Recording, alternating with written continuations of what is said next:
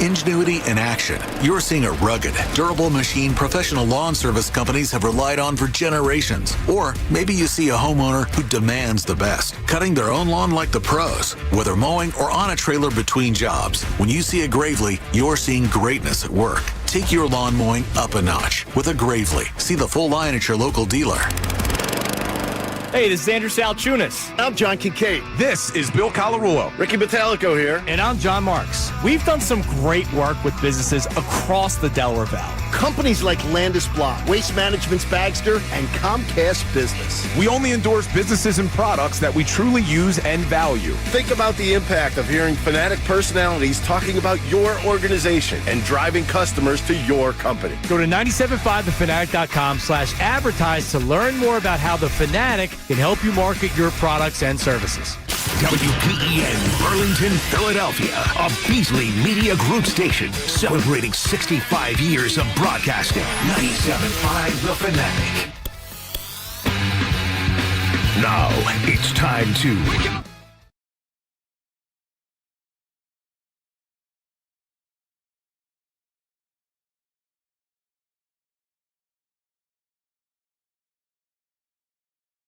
Five The Fanatic, Philadelphia. My, how the reporting may have shifted yesterday, John Kincade. Good morning. How are we on this Adam Schefter Wednesday? It is good. How are you doing? I'm doing great. It was warm this morning. Yeah. And foggy out in Landview. And you could barely see it. I know that could be dangerous, but I could use this snow to disappear as fast as possible. I need it, especially with another potential snowstorm coming this week. Let's hope it's not. All right, so yesterday we had our man Derek Gunn on, and then later on, Middays with Marks had Jeremy Fowler on.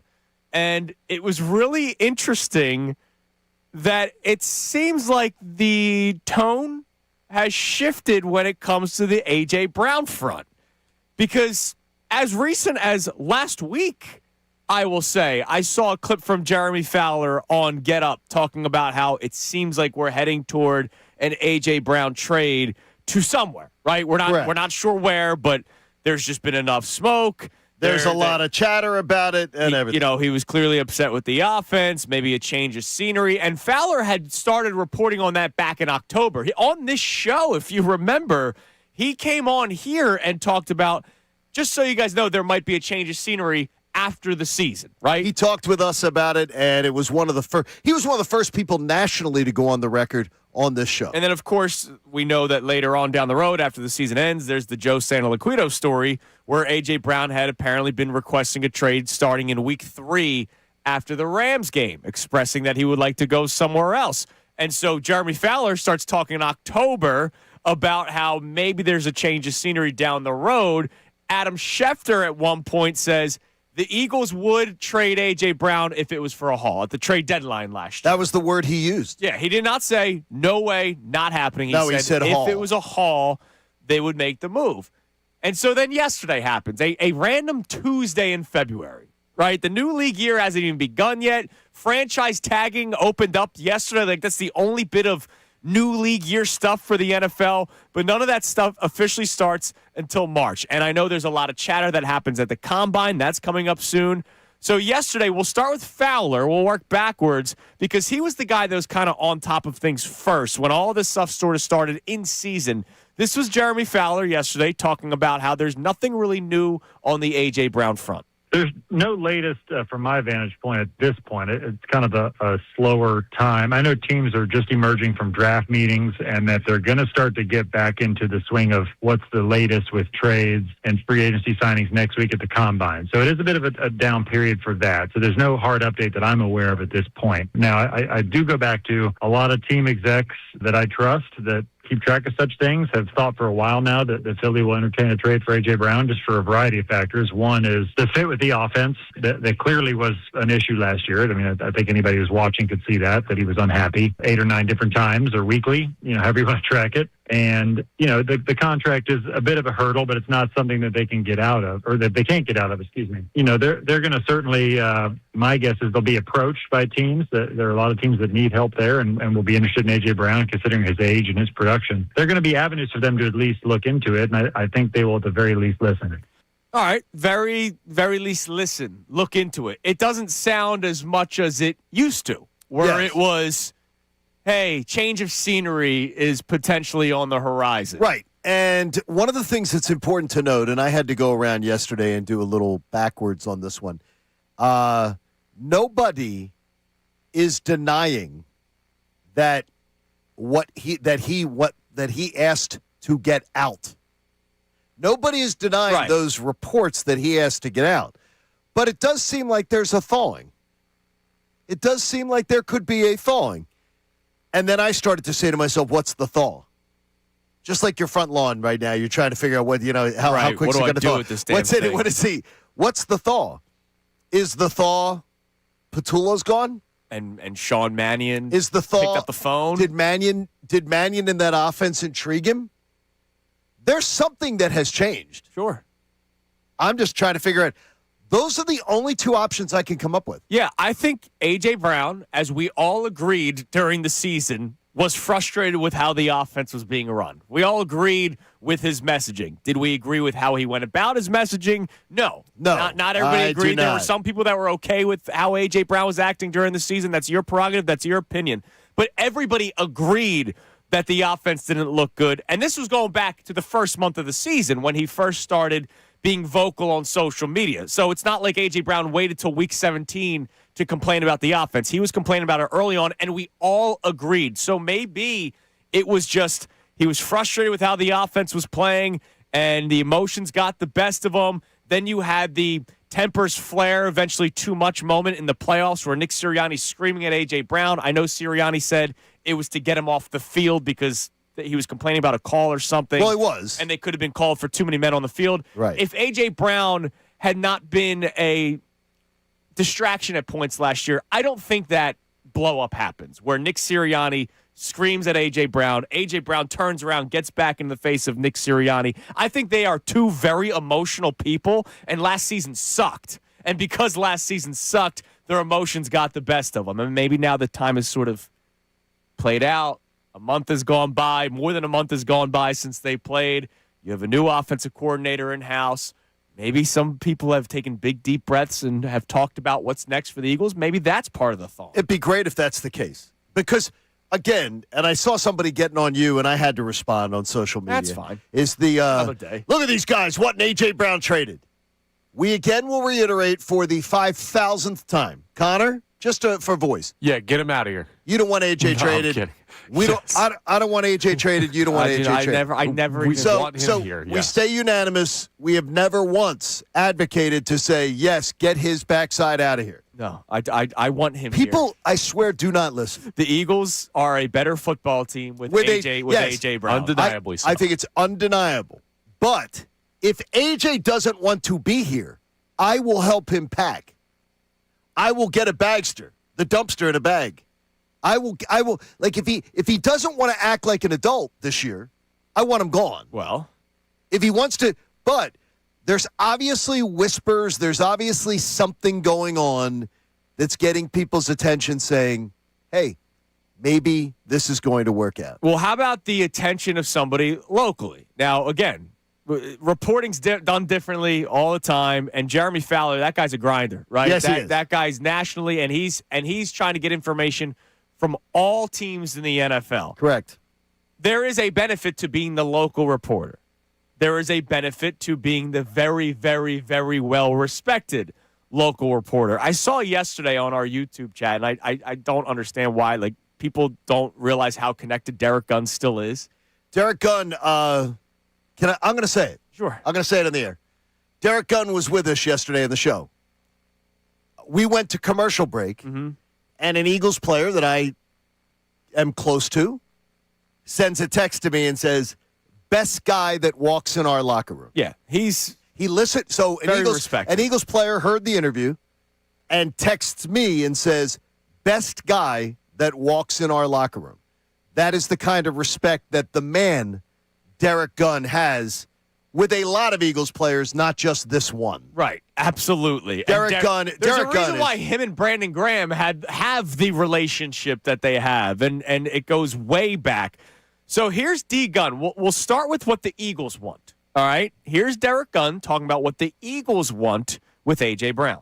As we sit here right now, the Eagles have no intentions of trading A.J. Brown. They love A.J. Brown. A.J. has openly professed that he wants to be here. Now, despite what is thought of him on the surface as being a distraction and selfish and things of that nature, everybody in that building loves A.J. And they know that A.J. can help this team get back to where it was. And as Howie said in his after-season press conference, it's hard to find elite talent that fits what you're doing. And we know that A.J. fits what this Eagles offense did. Obviously, it's in a new direction now, but we know it fits what it did. We've seen the numbers. And the Eagles want him here. But next week starts the Combine. And a lot of deals, a lot of whispers are made at the Combine. So if somebody offers an Eagles a deal that blows them away, they have to listen to it. Again, let me emphasize, as we sit here right now talking, the Eagles want A.J. Brown in an Eagles uniform in 2026.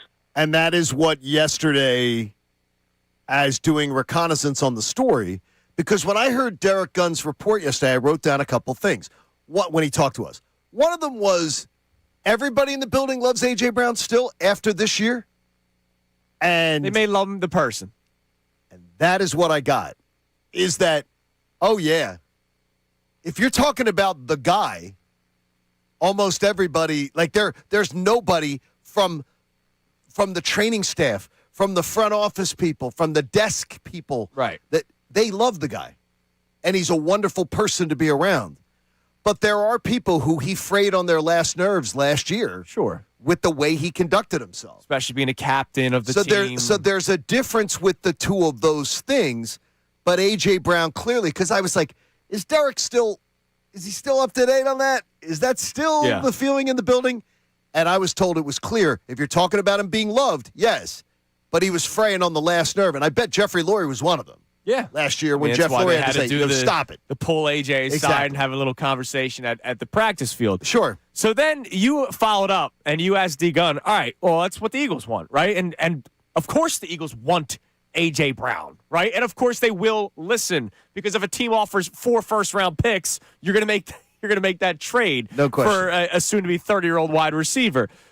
But what about what A.J. wants? And this was Derek Gunn on what he believes A.J. Brown wants. I believe he never really wanted to get out of town. He wears his emotions on his sleeves. He was frustrated, not with just him not getting the ball more, but with the offense being as inconsistent as it was. Now, some people handle their emotions, as we all know in life, differently than others. Some people speak their minds quicker than others. Some people let their frustrations boil over quicker than others. And in several instances, that was the case with A.J. But A.J. has always wanted to be here. He just wanted the offense to be similar to what it was in 2024 in terms of production. And let's face it, it wasn't. But the weird thing is, as inconsistent as that offense was, this team still won 11 games, and they won the division. You know, they had one of the top records in the NFC. Now, it didn't end the way we had all hoped it would, a much deeper run into the playoffs, but they still, with all the distractions and all the up and downs they went through, they still were division champs again. So the talent is there. They just have to find a way to get that consistency back like they had in 2024. So, Johnny, today for me,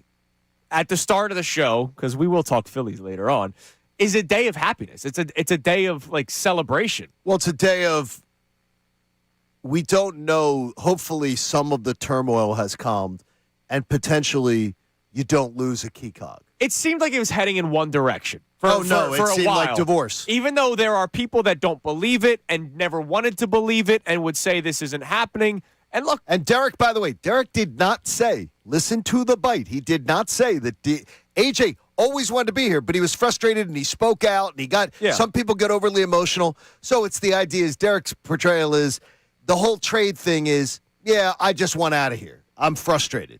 Nobody, no reporter or otherwise has denied that AJ asked to be traded. Sure. None. Just to get that clear. But it seemed like on February 17th of 2026, things shifted. It seemed like between Jeremy Fowler on Middays with Marks, Derek Gunn with us yesterday, that A.J. Brown may be going to be here, and hopefully the way the season plays out, everybody's happy, because I know that I'm happy with a 1,000-yard receiver on my football team.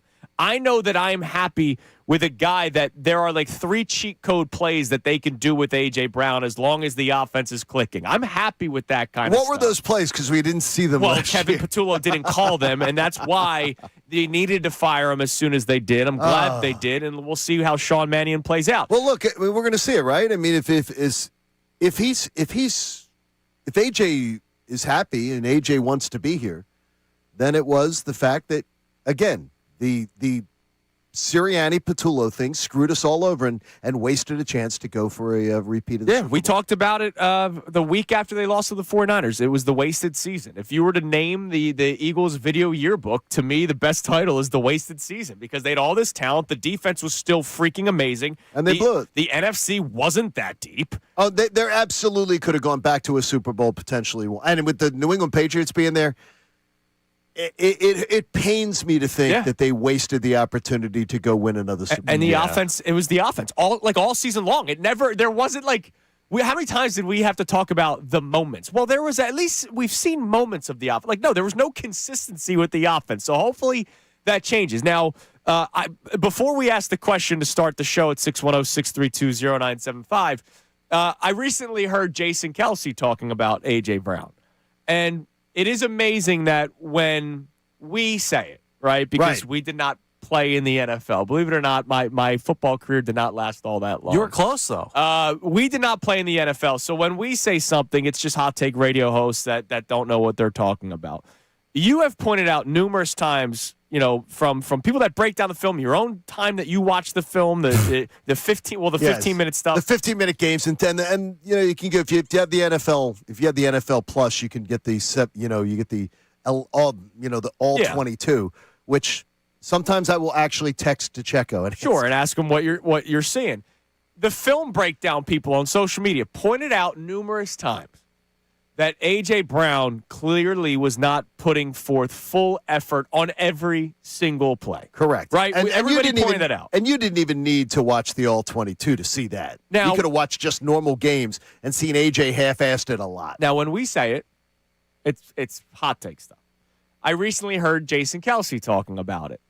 And Jason Kelce did say that he allowed his emotions, the negative emotions, to go onto the field. From his vantage point, from Jason Kelce's eyes, Jason Kelce believes that A.J. Brown took that emotion onto the field and allowed it to impact his play in a negative way. Now, when Jason Kelce says it, I saw 2 similar responses. One was, wow, that's not good to hear. Right. The other one was, Jason Kelce, please stop talking too much because people don't want to hear what they're hearing, even though it may be true. This coming from an all-time Eagle. He'll be in the Hall of Fame for the Eagles as soon as they could possibly put him in there. So when Jason Kelce says that there's merit, I get it. You want to listen to Jason Kelce over me? I don't blame it. All right? Like, that guy played in the league. He also played with A.J. Brown. So with that being said, a former Eagle is talking about how the emotions did impact A.J. Brown's play on the field. There is no guarantee that Sean Mannion is some great offensive coordinator. We won't know till it plays out. There is a chance that A.J. Brown gets upset again during the season. And there's a real chance of that. That if he gets upset again during the season, that it impacts his play on the field. There is a chance that everything we talked about during the 2025 season with A.J. Brown carries over to 2026. There is a chance of that. So that leads us to the question. Do you bring back A.J. Brown with the potential of all that playing out? There's the potential of this season being great. He's a 1,500-yard receiver again. Everybody's happy. The offense is clicking. And we're making plans for where's the Super Bowl this year? L.A. And we're making plans. Well, we wouldn't be there. Making plans for L.A. There is all that possibility. There's also the possibility of the offense not looking great. And you guys complain about drama every single week. There will be more of it. Because if there was drama last year following a Super Bowl, what do you think the drama would be this year if it doesn't look good? Or would you part ways and get a high pick? Because let's face it. I'm telling you, I would have to do – it wouldn't just be a simple thumbs up, bring him back. It would have to be a deep dive into his psyche. See where he's at. Yeah, because he screwed over the team last year. I mean, when you bring your personal crap to the field, that hurts everybody in the team. And when you half-ass stuff on the field, that hurts everybody. I'd have to think long and hard about it, but his talent is undeniable. Yeah. And the fact that so many in the building love the guy, not love the behaviors, sure, love the guy, tells me that is where I'd be willing to probably more take a chance. That's why it's easy for me. Like, I want him back. I've never wanted him to leave. I understand that there could be talks of a first-round pick that is floated out there because there are teams that are desperate toward the back end of the first round, right? Like we've talked about Baltimore being a team that could use a wide receiver, the New England Patriots clearly being a team that could use a wide receiver, the Buffalo Bills being a team that could use a wide receiver. And by the way, because all three of those teams are good AFC football teams, that means there would be a bidding war between all three of those football teams. So the price could go up. You could get a decent return for A.J. Brown. But then that decent return, I'm looking for another A.J. Brown. Well, I don't want to do that. I will tell you, too, is that NFL Live believes that Baltimore, Buffalo, and New England will all be making calls about A.J. Brown. Sure. And it would probably be a first-round pick. I don't know. Well, with all those three, and they're all back end of the first-round picks, you could potentially be – like if you have three people at the table negotiating, a first-round pick's on the table. So now the Eagles have 2 first-round picks. By the way, 2 late first-round picks. Who knows? They could package. Not that they're trying to climb up into the top 10 for anything, but I don't know. Maybe they want the Lane Johnson future replacement. Well, you need Lane Johnson's future replacement. Not that they want. They need. There's a difference. Wants and needs. You need. That should be top priority. Right. Lane Johnson's. Not to mention Landon Dickerson's and others. But you're going to need then. If you trade A.J. Brown, then you need to replace A.J. Brown. So then you have to use one of those top picks on replacing A.J. Brown. It might be the second-round pick. Remember, you can get A.J. Brown with a second-round pick. You did. So that's the kind of player you can get there in like the 50s or whatever. And I'm not doing it. I want A.J. Brown here. I was so happy yesterday. I'm telling you, when you fall in love, you absolutely fall in love. Oh, yeah. I'm in love with A.J. Brown. And I've always been in love with him. You definitely, much like Carlos the Civic, though, you hold on to things too long. He also drives a Civic, A.J. Brown. Only when it snows. Okay. Only when it snows. And by the way, I admire the hell out of that. Is that don't bring out the really, really nice car when it's salty and nasty. He's smart. That's smart. All right, so text in, call in, 610-632-0975. Bring back A.J. Brown with the potential of everything. Potential could be good. Potential could be more drama. Whoever you blame for the drama's there. Or part ways and get a high pick. I loved hearing the reporting yesterday because it seemed like the tide shifted a little bit. Coming up next, we'll check our text line, but also another Eagles-related topic. One that I don't think can actually exist, but I know it's going to get discussed. So, Johnny, let's dip our toes in the water of Max Crosby next. It's Kincade and Salciunas, 97.5 The Fanatic.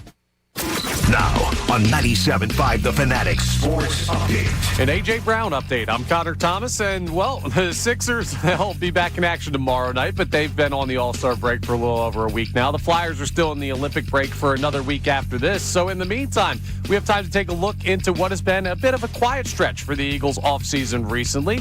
Eagles local reporter Derek Gunn joined us yesterday morning, and he talked about where the A.J. Brown situation is currently at. As we sit here right now, the Eagles have no intentions of trading A.J. Brown. They love A.J. Brown. A.J. has openly professed that he wants to be here, and the Eagles want him here. But next week starts the Combine, and a lot of whispers are made at the Combine.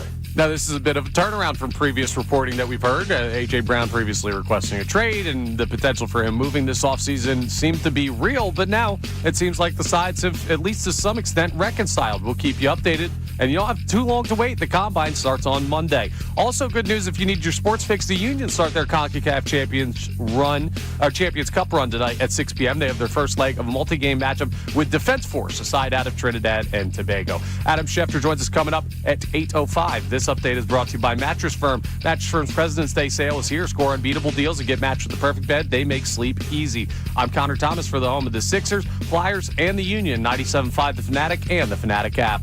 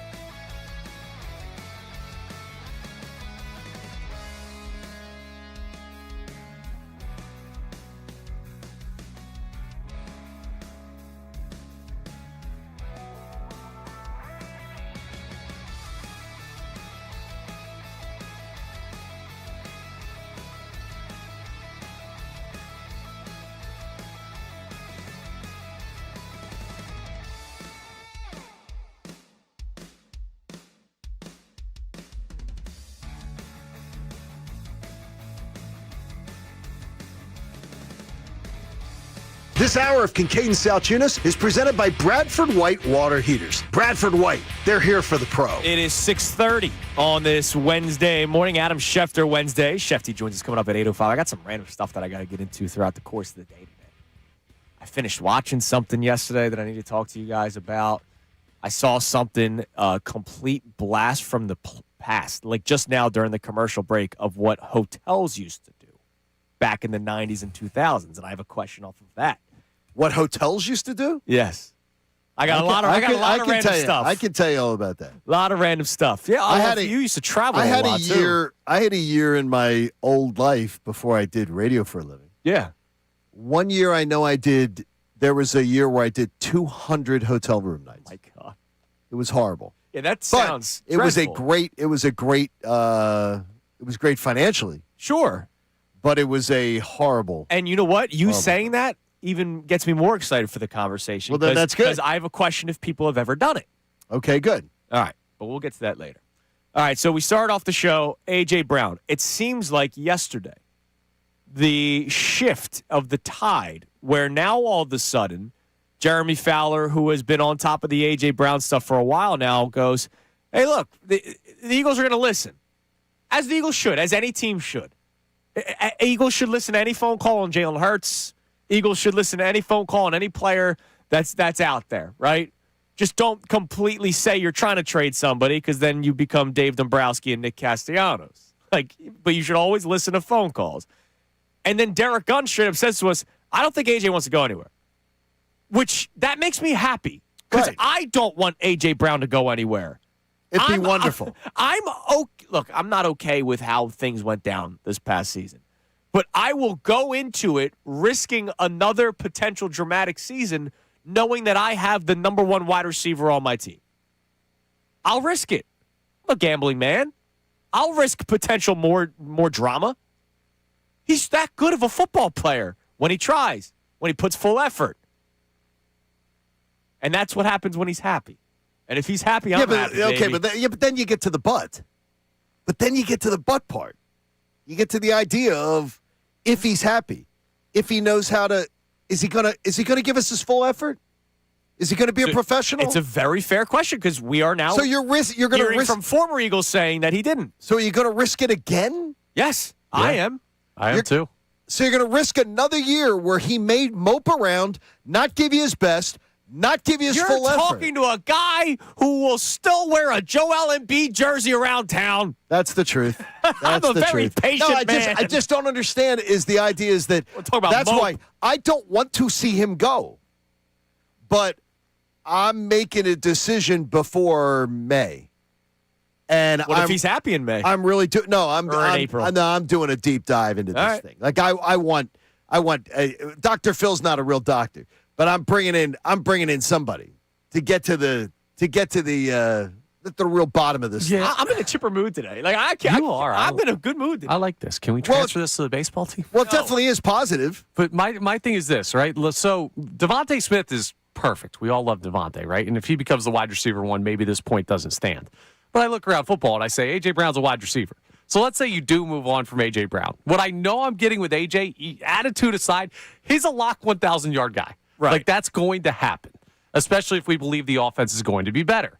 When was the last time the Eagles had a true number one wide receiver? I'm not talking about those years where, like, everybody stunk and Nelson Aguilar was your best option on the outside. But Alshon Jeffrey had issues in the locker room. Yes, he did. Deshaun Jackson, there was drama. Alshon ended up being correct. No, sure, he did. Right. And so was A.J. Brown. Correct about his offensive issues. T.O. had issues. Like, look around the NFL. Wide receivers have issues. I'm saying the T.O. one, that was a made for TV movie. I mean, I get you. There were 20 guys in the NFL this year that got 1,000 yards. But when you talk about the echelon that we're talking about, 1,000 yards puts you with one neighborhood, 1,700, 1,400s put you in a different neighborhood. AJ has been there a couple times in the 1,400 neighborhood, and we hope he can get back there. He's also there with Devontae. Because how many of Him those... and Devontae both are there in the 1,000. Right. How many of those guys that are in the 15, 16, 1,700 club have a wide receiver, too, that's Well, Jackson near Smith 1,000? and Jigba is 1,793 this year. Yeah, I mean, and that's wild. Yeah, Shaheed didn't even. Oh, by the way, they acquired him midseason, but he didn't even. I mean, he close. doesn't even rate. That makes the 1793 to me more impressive. Well, it's because he was the guy. Like that it makes it more impressive because that means everybody was focused on him. He didn't have a Robin. Yeah. He didn't have anybody distracting. But don't forget, the Eagles also forced the run constantly because they want to, and that takes away opportunities in the air. Look, all I'm saying is I'm taking it, right? Like, there's a risk. You're taking it sight unseen, yes. though. Yeah. I'm taking it where I really need to do a deep dive here. All right. And the fact that Jason Kelsey's talking about it publicly is all you need to know. Yeah. Well, and that's why I brought it up, because if we say it, it's Hot Take Radio. And a reiteration that everybody loves the guy. Absolutely. AJ. But not everybody loved what they got this year. That wasn't a great performance because there were multiple times where he literally quit on routes. Yeah. Shots downfield. What do we got on the text line so far this morning? 610-632-0975. And then we're going to play another clip from Jeremy Fowler, this on the Max Crosby front. Yeah, so we got people on both sides of this one. John V checks in and lead us off and says, even with AJ dropping balls and giving up on plays and reading books and Twitch streams, etc., I want AJ back. I truly believe in new offense that AJ buys into. This will be an elite wide receiver again, not just good. Now, here's the deal. Again, there's no guarantee that Mannion's good. Mannion might stink. We don't know. We have no idea if he's good. Somebody attacked me on social media a few weeks ago for saying he might stink. We don't know. The guy's never called plays before. He might be a disaster. He might, but you can also say he might be Kyle Shanahan. He might be great. Yeah, he might be Sean McVay. But we don't know, and saying either one definitively is just incorrect. Yeah, we don't know. All right, so we have somebody on the other side then. Yes, we do. We have people that do not want A.J. Brown back. Yeah, plural, multiple. Okay. And Colby in Central PA says, I don't want him back. He infected the entire team, including the coaching staff last year. Goddard and Devontae were having career seasons until AJ's selfishness made a detrimental impact. And for gosh sakes, give Jahan Dotson a chance. I can't agree there, but you could have left that last part off. I'm not saying you. I'm saying the Colby. Open the door. By the way, Dotson's a free agent. You don't need to bring him. Open the door and let Jahan Dotson walk out. Yeah. I saw enough of Jahan Dotson, and I didn't see enough. No. That's the bottom line. And he's a free agent. I saw enough of Jahan Dotson, and I didn't see enough. He had opportunities. Yeah. Didn't give you anything. All right. Well, love to hear from more people. You could call in as well, 610-632-0975. Are you bringing back A.J. Brown with the potential of things going great, but also the risk of things going the way that it did last year? Or are you searching the trade market and going, man, if I can get a first-round pick, late-end first-round pick, which is a very strong possibility considering the teams that could be in on A.J. Brown, would you rather do that? 610-632-0975. Speaking of trades, so yesterday Jeremy Fowler was on with Middays with Marks, as we mentioned. It's where we played the A.J. Brown, his thoughts on A.J. Brown, maybe the shift in the tide a little bit. Here he is talking about the Eagles and how they may check in on one Max Crosby. Do I think they'll check in on it and potentially be involved? I do. But their priorities are such where the defensive line, they have players in-house that they really like. What do they do with Jalen Phillips? I do believe that they're going to look into potentially re-signing him, depending on the price. And then you got Jordan Davis, who will be a priority for them. He's a free agent in a year. And then Jalen Carter, assuming they pick up the fifth-year option, which they inevitably will, they have to figure out his future. So because of those three players who are on the front line of a defense that was really the strength of the team last year, I don't know how Crosby fits at this point. So my sense right now is that they would maybe focus on those three first while, keeping an eye on Crosby and seeing if a deal would make sense there. So, John, I understand what Jeremy's talking about with the financial ramifications. If you trade for Max Crosby, you pick up his contract, which means you're not going to be able to keep the band together. I'm not even looking at it from a financial standpoint. I need those draft picks. No questions asked. I need the draft picks. Like, that's how I look at it. Because I got to rebuild the offense with the draft picks. And that's what nobody's thinking of. Lane Johnson's replacement needs to be drafted this year. How about you need a tight end? Dallas Goedert's heir apparent needs to be drafted this year. How about Landon Dickerson's replacement, whether he comes back or not, needs to be drafted? That's three on offense, key spots. And if you trade A.J. Brown, you need to replace him. Right, exactly. I mean, there's no way you can. The Max Crosby stuff to me honestly is stupid. Look, if it's an AJ for Crosby straight up, like It's not going to that's a be. different And conversation, but it's not going to be. It's not Yeah. going to be. But here's another thing that I would say to that too is that if you're going to sign Max, if someone stopped with this nonsense of Max Crosby, who is not coming back on defense? What 2 players? So I started doing the math yesterday afternoon. What 2 players are not coming back? So on the re-signing that are currently free agents. Okay, so on the guys you're looking to re-sign for the future. If you're going to bring in Max Crosby, Jordan Davis is not coming back. Jordan Davis, you can't afford to have Jalen Carter, Jordan Davis, and Max Crosby. Yeah. So Jordan Davis would have to go, and then somebody else. It'd You're probably not be getting. probably like a no, Nolan's no. Nolan's not enough. That's not enough money.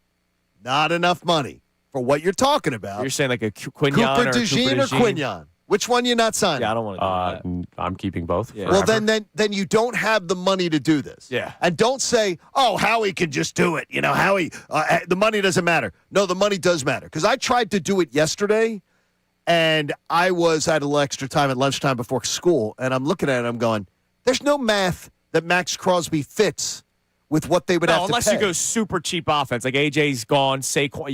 You'd have to. Saquon's gone. Saquon would have to be gone after next year. You'd have to get rid of him. You're not signing Jalen to a new contract, right? Like there's a lot of things because that Jalen's can't go down. going to get a new contract after next year. At the very least, you have to give him more money at a much different price point. So you're not Max Crosby thing is an absolute. Yeah. It's clickbait. I don't even look at it financially. The draft picks. Like I need those picks. You need them. This was the Micah Parsons trade, just to try to put it into comparison. Micah Parsons, the Packers traded 2 first-round picks, 2026 and 2027. So this year's draft and next year's draft for Micah Parsons. Micah Parsons is a stud, right? Like absolutely. You're hoping that one of your first-round picks becomes Micah Parsons. But the Packers were like a defensive player away, and if he didn't get hurt, who knows what Green Bay does in the playoffs? The Eagles have a lot of potential cliffs that they're about to drop off of soon. Now, I plugged in Micah Parsons' number and said you would have let Jordan Davis walk. You would have let Reed Blankenship, obviously walk. You would have to have let A.J. Brown probably walk. Okay. But you could have done that with the way it's set up now. They wanted to. You never know. They wanted to. They did. All right, coming up next, we may be talking a lot of football to start the show. We will check more of our text messages. But, Johnny, baseball season officially started yesterday because I read an article, the first article of the new year, that suggests the Phillies do something with the lineup, an argument that never seems to end. It's Kincade Salciunas, 97.5 The Fanatic. From the city that demands the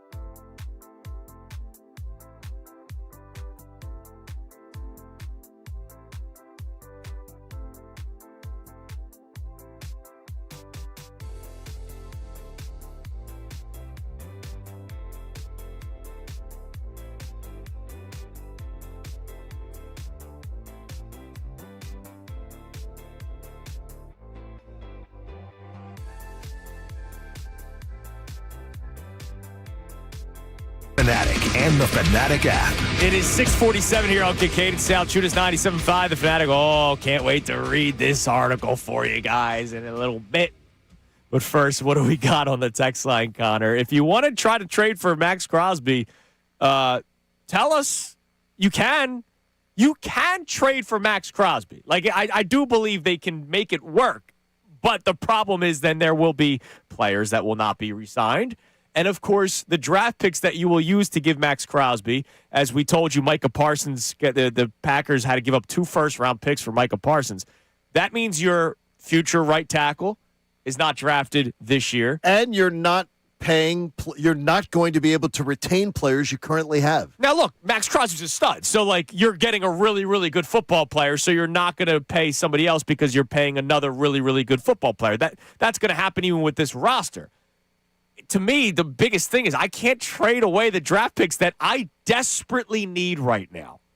The Eagles drafted a linebacker at the end of the first round last year, and I was okay with it. But now you're starting to hit that draft. I know you never want to draft for need, but damn it, they have needs this year. They have to. No, they have needs. That's because of their own. It's one of the first times under Howie that I really feel that they've disregarded. They've screwed up a little bit with the draft. They had such a pipeline of the offensive linemen for years. Yeah, had done such a great job of that. They've really sort of slacked off on that. Yeah, like I was fine. Like Quinyon and Cooper DeJean, I'm not saying I was fine with it because of the way it's worked out for them. But like that year, I don't think they were in need of drafting for the future. Last year, I was kind of like, all right, maybe now's the time to do it. And they didn't do it. No tight end. All the offensive linemen were 5th-round picks. So you're hoping Stoutland and you, wait, that door closed. So, yeah, you need the first-round picks this year. Right. What do we got on the text line? John in Tennessee checks in, says, bring A.J. back. He was not the only player showing frustration last year. At some points, the whole damn city did because of the lack of offense that Kevin Patullo was able to put together. We knew it was Patullo's fault. Sirianni was protecting him. I want A.J. back in a different environment. Who are the players that quit on plays? With video proof of it. Who are the players being called out by other people around the Eagles for quitting on plays and not giving their phone? I don't believe there was anybody. I don't believe there was anybody else, so I don't agree with that texter. Well, he said showed frustrations. Frustrations is – I'd have no problem with A.J. Brown showing frustrations. In fact, I understand it. We all agreed with him. But there's a difference between not giving your all at work and being frustrated at work. There are a lot of people that get frustrated at work. But you can still give it your all. Yeah. You don't be selfish. You can't be selfish about it. You got to give it your all. You're a member of a team. You got to do that. I mean, that's crazy to me. I'm still bringing him back, man. Bring back AJ, or don't let him leave. No. Don't trade him. If he wants to be there and they believe that he's going to be a good citizen, yeah, sure, bring him back. But I'm telling you, it's a big risk. I'm a happy man today. I am too. I'm thrilled. I'm not happy anymore though. I'm not happy. Quick. I'm not happy with Cole Weintraub. I don't know Cole. I would love to actually get to know Cole at some point. He covers the Phillies for NBCSportsPhiladelphia.com, so we can have him on one day. We've read his stuff a couple of times. And Cole is suggesting to move Kyle Schwarber back to the leadoff spot. And I don't know why we're still doing this, considering how well everything worked last year for Kyle Schwarber, and like home runs were like 2-run home runs, 3-run home runs because there's more people on base. But for fairness' sake, he brings up the winning that they did with him in the leadoff spot, and he's basically saying if it ain't broke, don't fix it. Well, what did they do last year? What were Kyle's RBI numbers? 132 RBIs. Yeah. And I think he had 87 I saw in the 2-hole. Exactly. You don't need him at the leadoff spot. There is a belief that Kyle Schwarber in the leadoff spot leads to more wins, even though they won 96. That is like saying that very direct correlation to the Phillies' record in night games. It is just as scientifically proven. The Phillies' record in night games. So night games will be good for them. There's nothing to it. Now, Cole was also making the point that it could help Turner out, which is crazy considering Trey Turner was the batting champion last year. What did they win in 2024? 2024 and 2023 when they collapsed in 2024? They didn't win anything. They collapsed then, and his numbers weren't as good. Yeah. But he's talking about how Trey Turner's power numbers went down last year because maybe he took too much of the mentality of, I just need to get on base, which, by the way, I'm fine with that. Get on base for Kyle Schwarber batting, but I don't care if Trey Turner hits 5 home runs.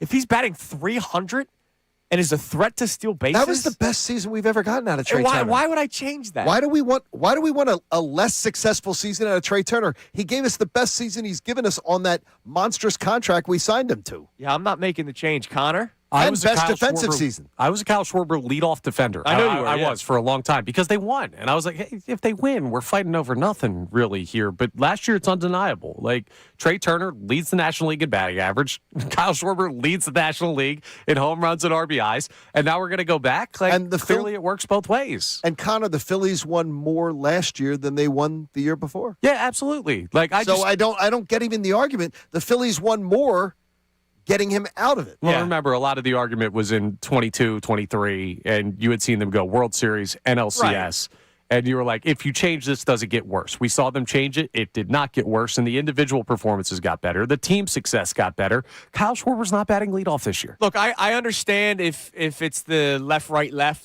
Schwarber bats leadoff, he's your left-handed hitter. Turner bats second, he's your right-handed hitter. Bryce Harper bats third, he's your left-handed hitter. But here's the other thing. What if Adolis Garcia is not that good? Or the decline continues. What if Alec Boehm is not feared? Oh, wait, I know he's not feared by pitchers. That means that's who's protecting Bryce Harper.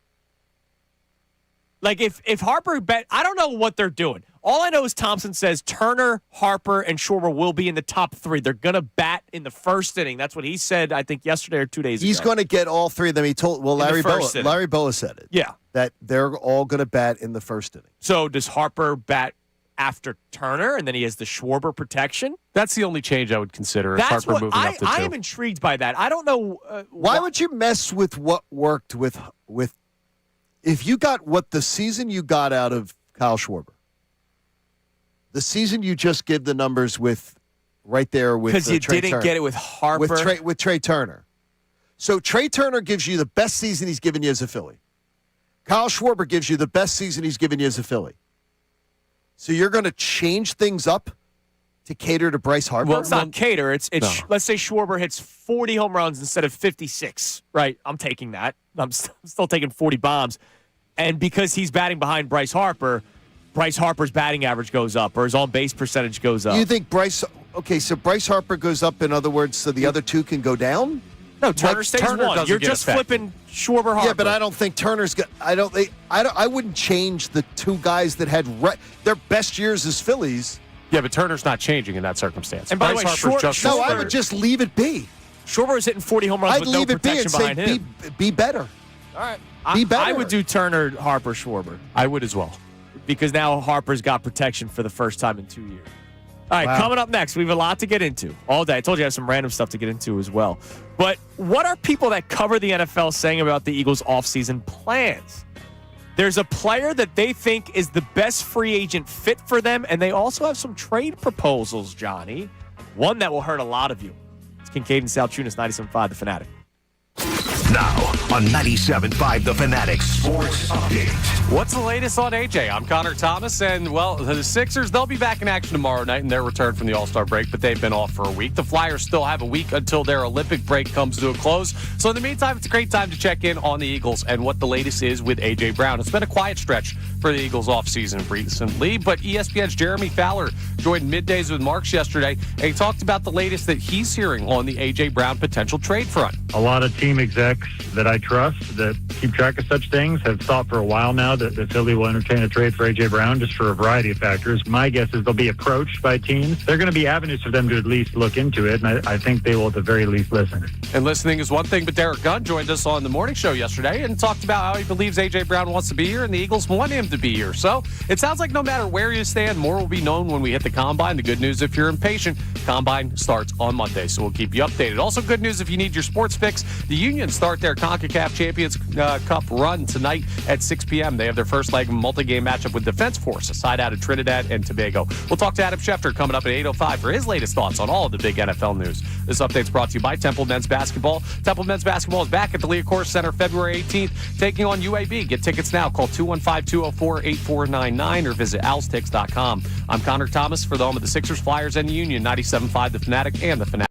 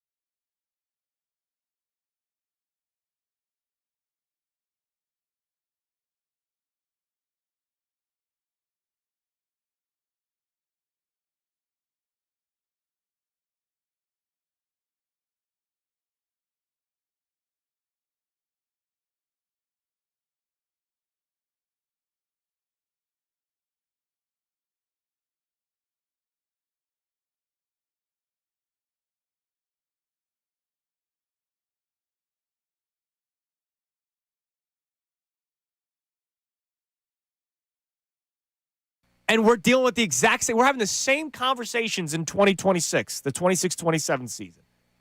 Or it's better, and I'm going, damn, I'm really glad they didn't get rid of A.J. Brown. And that's what I'm going to risk. I'm a gambling man, Johnny. Oh, I know. You like his saying, like, you would not. Yeah, no one to walk away, and I'm not walking away yet, You wouldn't baby. get away. You wouldn't trade numerous times when there have been opportunities. Like I said, we've done the Joel Embiid. Yeah. He's healthy.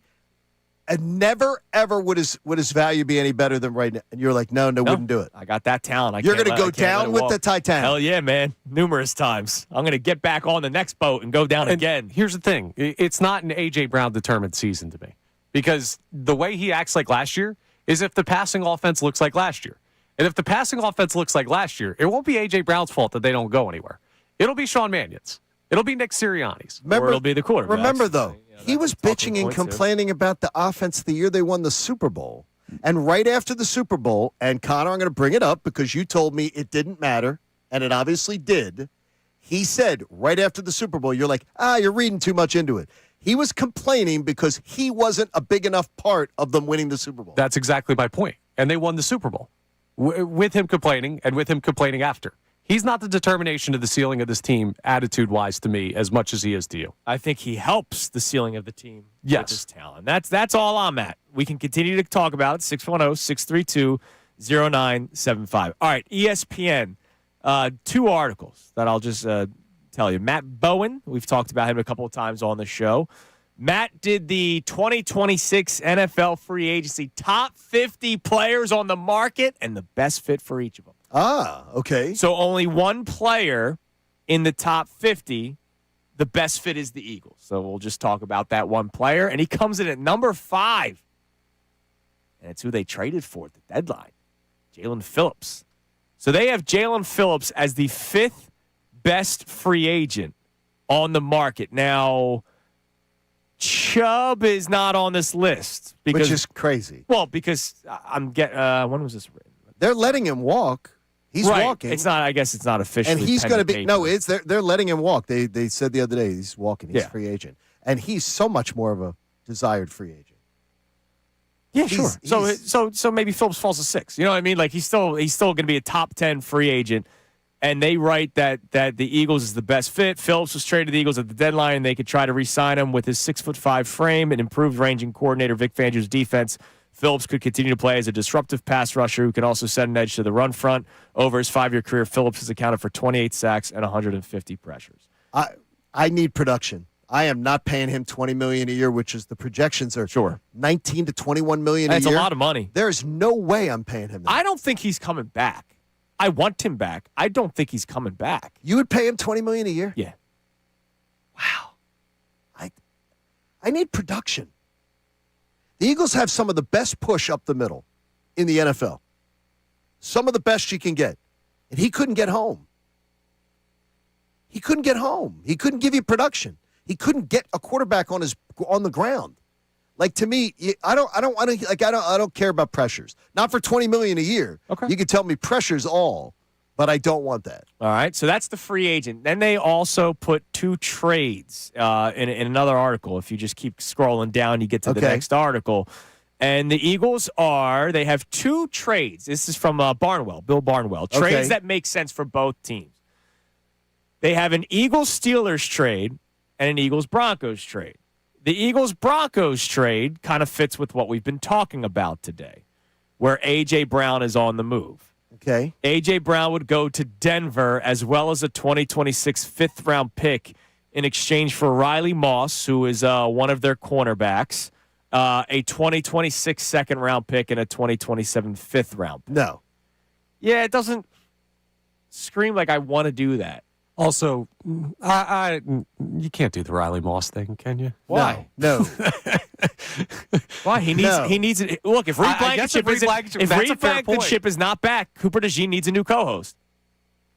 That's fair. I'm saying, like they might for the sake of the podcast, they might need to trade for Riley Moss. No.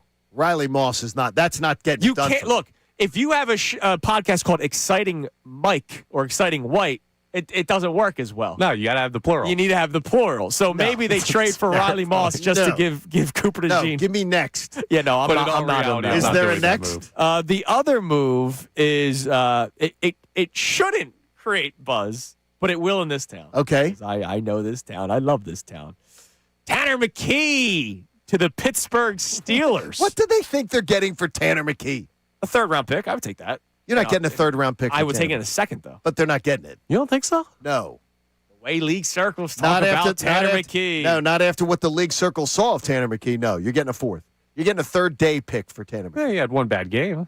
But You're not getting what they saw of Tanner McKee this year. No, you're getting a fourth. McKee has drawn attention around the league for his work as Jalen Hurts is back up in Philadelphia. McKee was excellent in the 2025 preseason. 20 of 25, 252 Yeah, yards, that's good. and 2 scores. Against guys who were now at the Home Depot. The 6'6" McKee. Remember, prototype, measurables. Why do you think people talk about Justin Herbert the way they still talk about him? They mentioned that he could be a great backup to Rodgers for one more year if he does indeed return with McCarthy, right? Quarterback guru, head coach. Right. Tanner McKee sits a year behind Rodgers, learns the tutelage Who of wrote Mike this? McCarthy. Who This is wrote Bill this? Barnwell. No, Bill. They're not trading it. They're not making that trade. No, they're not doing. That is not. Mike McCarthy's not going. Tanner McKee, he's the guy. Hey, he might do that. I don't know. I don't know He's what the Mike guy. McCarthy He's sees the in Tanner guy. McKee. They're gonna. He's the guy I'm going to build around. He'll pick somebody his own guy that he can. That he can craft. If Rodgers stays, he might not have that choice. If Rodgers stays, they're going to win enough games that they. Well, he wants him to. He wants him. Yeah, to he stay. wants him there. But remember, he's going to draft somebody this year. He's running a draft, so he's going to. They're going to draft somebody this year, and they're going to draft a second or third round quarterback that he can develop. Right, but the quarterback class isn't good, and their draft pick, if they continue to be right around 500 or making the postseason, isn't going to be good enough to get one of the top guys. So maybe you say, I evaluate a guy who has played at this level. I don't think it's outlandish. Yeah, I don't think it's crazy to look. There's people that talk about Tanner McKee. I would do it for I heard the round pick. Tanner McKee talk a couple of years. I don't think the Tanner McKee talk is right now buzzing at all. We'll see. That Tanner McKee, after what people saw this, Tanner McKee looked terrible this year. Adam Schefter joins us coming up at 8:05. He looked bad this year. In a game. Yeah. He looked bad. I can't go like, oh, he's terrible. No, but he looked bad. So yeah, he missed throws. I watched it. Yeah, It but was I mean, you bad. could say when he looked good before, you're looking at preseason games. And when he looked good before, you're talking about going, oh, we look good in a game. Measurables, baby. No, but I mean, That's what they care but about. But you're saying he looked good in a game before. So you're going to say he looked good in that game. So if we're looking at a game, then you can say, well, he looked terrible in a game. He looked awful. I mean, it was not good. By the way, 32 in our YouTube chat talking about Riley Moss. Moss and Blank Chip don't even play the same position. That's not the joke went over your head, and that's okay. It's all right. That's okay. We just need more exciting whites. That's okay. Need more exciting whites. And by the way, they do need another outside corner. Because, I mean, unless a Dory Jackson, like, you could bring back a Dory Jackson. I don't think they will. But that's who what I'm knows? saying. Like, you do need another corner. Like, Keely Ringo did not do well. Keely Ringo will not be here. Keely Ringo's not it. Michael Carter's not it. Michael Carter, they're going to save money on the cap by getting rid of him. They lost so he's Jair Alexander to free agency, unfortunately. You know, all the Jacorian Bennett, he's around still. Yeah, that really worked. All right, coming up next, a spring training update. What is Larry Boa seeing down in Clearwater? We'll discuss it next. Kincade Salciunas, 97.5 The Fanatic. If you got the BetParks app, you're going to be able to do live wagering, and that is always fun. You can pick some winners and go for the gold while you're watching the winter games, betting on ice hockey, bobsledding, speed skating. Now, look, I'm not betting on bobsledding, but you might. Betting on ice hockey, though, I'm all in on that one. There's always another way to win. New users can get up to $1,000 in casino money back in the first 24 hours. Plus, you're going to get casino bonus dollars up to $1,000. Casino bonus back. Plus, get $250 bonus spins on Good Heavens or Little Demon Mega Collectum over the course of 10 consecutive days, plus all the hot slots. You're going to love it. You can bet pro hoops, player performances, bet the game by quarters, and more. That third quarter, locally, you may want to be betting against that one. With the BetParks online casino and sportsbook app, use your knowledge of the local teams and use it to your advantage. Bet all your favorite sports right now on your phone. The BetParks online casino and sportsbook app. But there's always another way to win. Got to be 21 in Pennsylvania, Jersey, Maryland, or Michigan. New users only. Terms and conditions apply. See site for details. Casino bonus must be wagered. So check out the BetParks app. If you have a gambling problem, please call 1-800-GAMBLER. Now, on 97.5 The Fanatic Sports Update. Will A.J. Brown be moved? I'm Connor Thomas, and it's time to focus a little bit on the Eagles as we're still in the All-Star break for the Sixers. They'll return tomorrow night with a home matchup with the Hawks. The Flyers still have a week left in their Olympic break. So what's the latest going on with the Birds and their star wide receiver who was clearly not happy with the way things turned out this year? Well, we had Derek Gunn joining us yesterday on Kincade Salciunas, and he talked about where A.J. Brown is currently at and how he's feeling, and also how the Eagles are feeling about him. As we sit here right now, the Eagles have no intentions of trading A.J. Brown. They love A.J. Brown. A.J. has openly professed that he wants to be here, and the Eagles want him here. But next week starts the Combine, and a lot of whispers are made at the Combine.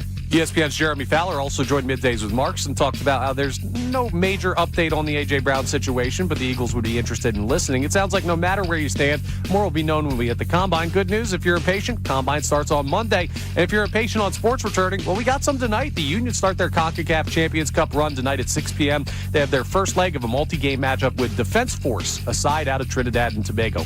We'll talk to Adam Schefter coming up at 8:05 for his thoughts on the latest NFL news. This update's brought to you by Uber Eats. You hungry? Good thing Uber Eats has a great deal waiting for you at Lascala's from now until March 31st. Get a buy one, get one free deal on Rigatoni vodka on the app. Order now only on Uber Eats. Terms apply. See app for details. I'm Connor Thomas for the home of the Sixers, Flyers, and the Union. 97.5 The Fanatic and the Fanatic app. What do you get when you combine a former pro ball player and a former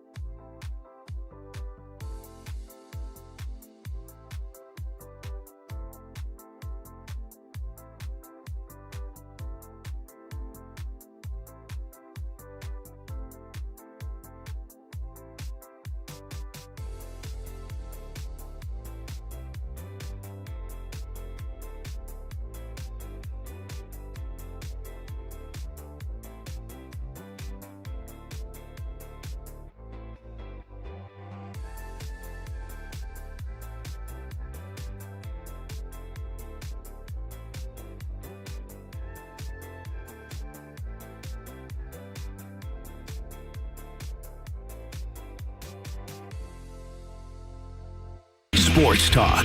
97.5 The Fanatic and the Fanatic app. 7 a.m. hours brought to you by the BetParks online casino and sportsbook app. Live bet sports on the BetParks app. Play all your favorite casino games. There's always another way to win on the BetParks online casino and sportsbook. Got to be 21 in Pennsylvania, Jersey, or Maryland. Gambling problem? Call 1-800-GAMBLER. All right, before we hear from the great Larry Bowa, he's so great. He's the best, and he's still the same. Like I love him. He's a joy. It's like whenever you see Charlie at Baycare Ballpark, whenever you see Larry at Baycare Ballpark, it just makes you freaking happy. He kicked my backside on the golf course at an event a couple years back, and scorecard whipping afterwards. I just compared my scorecard to his, and I was like, "How is Larry Bowa such?" He's incredible. And he had the hole-in-one 2 years ago. We had him on the air and talked about it. He's just super efficient. Yeah.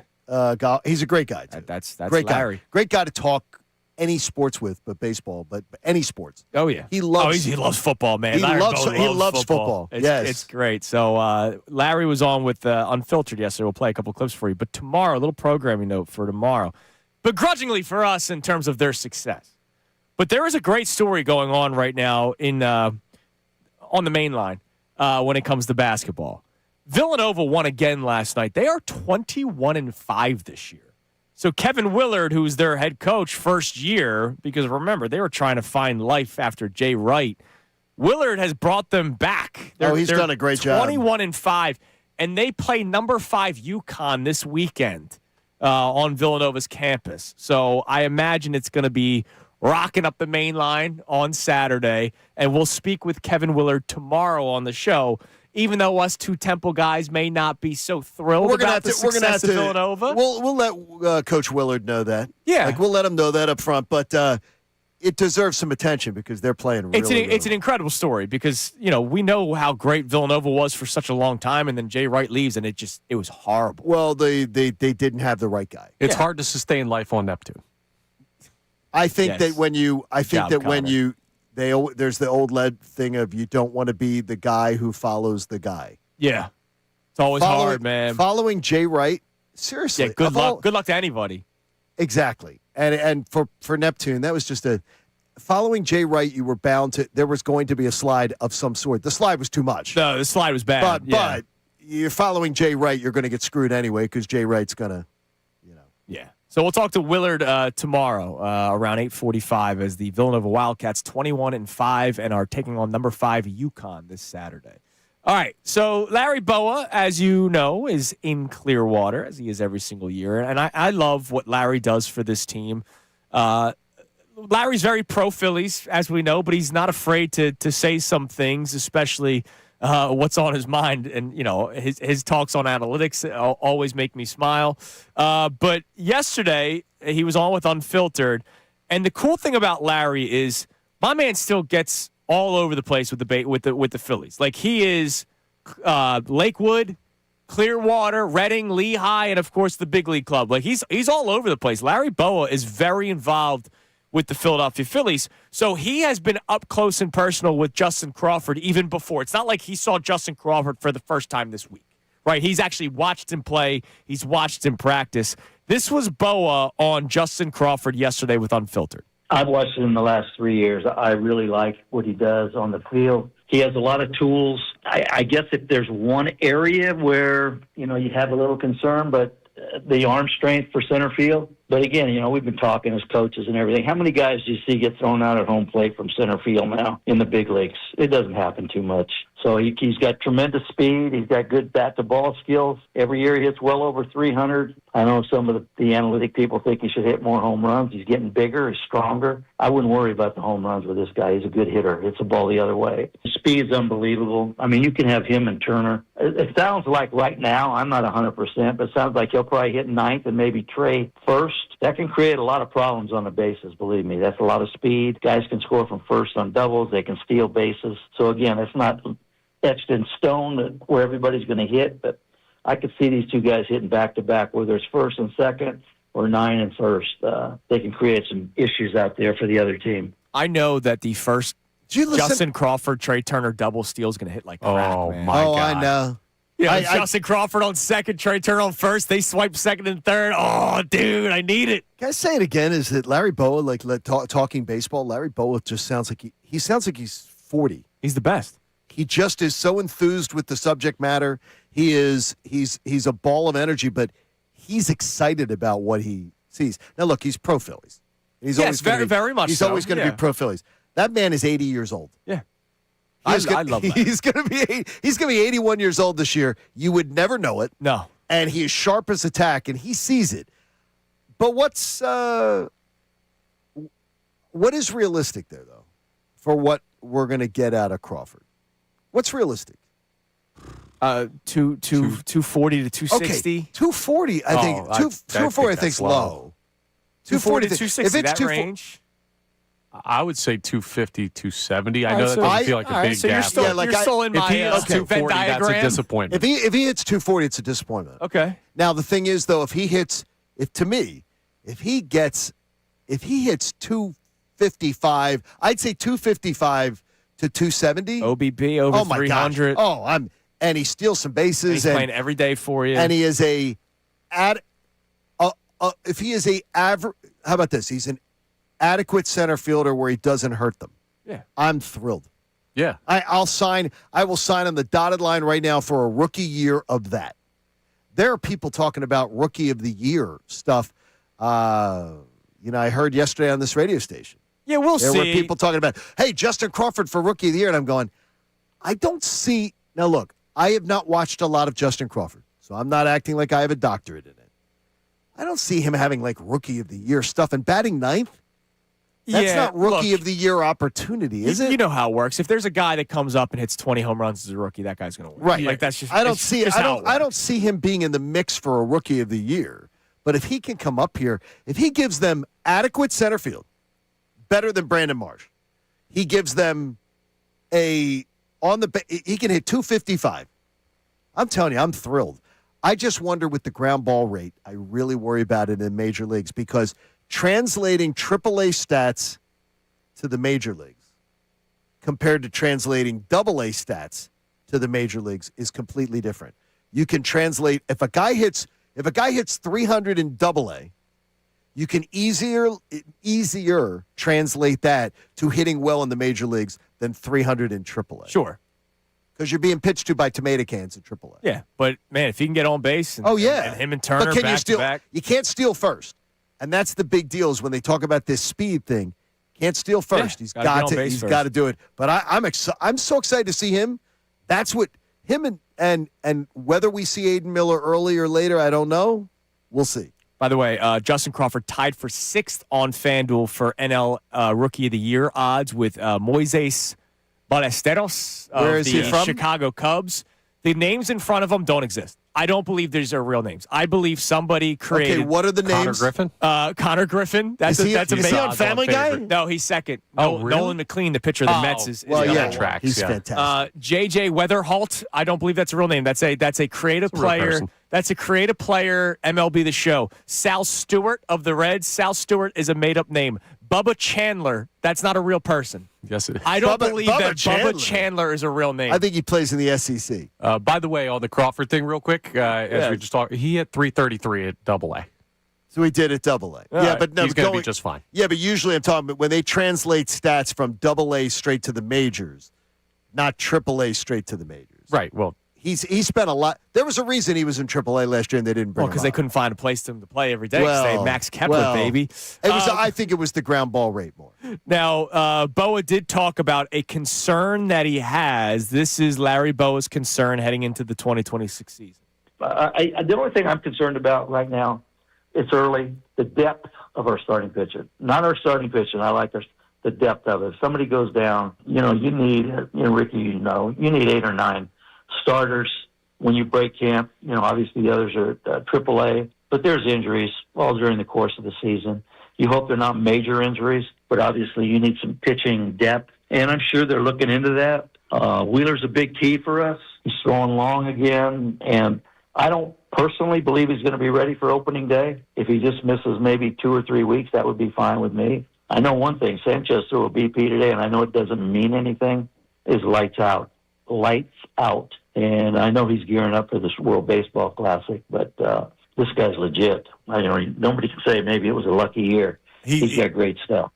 All right, so he's concerned about the depth. Walker Buehler, by the way, signed with the Padres. That was a guy that a lot of us were wondering, all right, could there be a return of Walker Buehler? He has a better chance at starting consistently, so that was probably more of a Buehler. I don't think the California thing is what his comments. That, the California thing was much more. He was going to go to California if he had the option. But I think the role here, if every available pitcher, it's all right. What's my role? As soon as Zach Wheeler comes back, am I going to the bullpen? And that's, I would imagine, for some guys that are trying maybe to get another payday after a 1-year prove-it deal, maybe they don't want to come to Philadelphia. Yeah, that's something that they have to deal with. Taijuan Walker fits perfectly for that because he's done it. And is this his final year? It is. All right. I feel like he's been here for like 12 seasons. Yeah, but he kind of settled everything last year. You know what's funny? You look at his numbers. Fine. He actually was fine last year, yeah. You look at his numbers. He had the blow-up 7 ERA year. And outside of that, he's been solid. The problem is, very similar to Castellanos, hasn't played up to the contract. Yeah, no, of course he hasn't. All right, lastly, there's one thing that I needed to hear from Larry Boa, and it has nothing to do with the 2026 Phillies. Johnny, has nothing to do with the 2027, 8, 9, 10, 30 Phillies. Okay. Did you see who they signed 2 days ago? No. You missed this.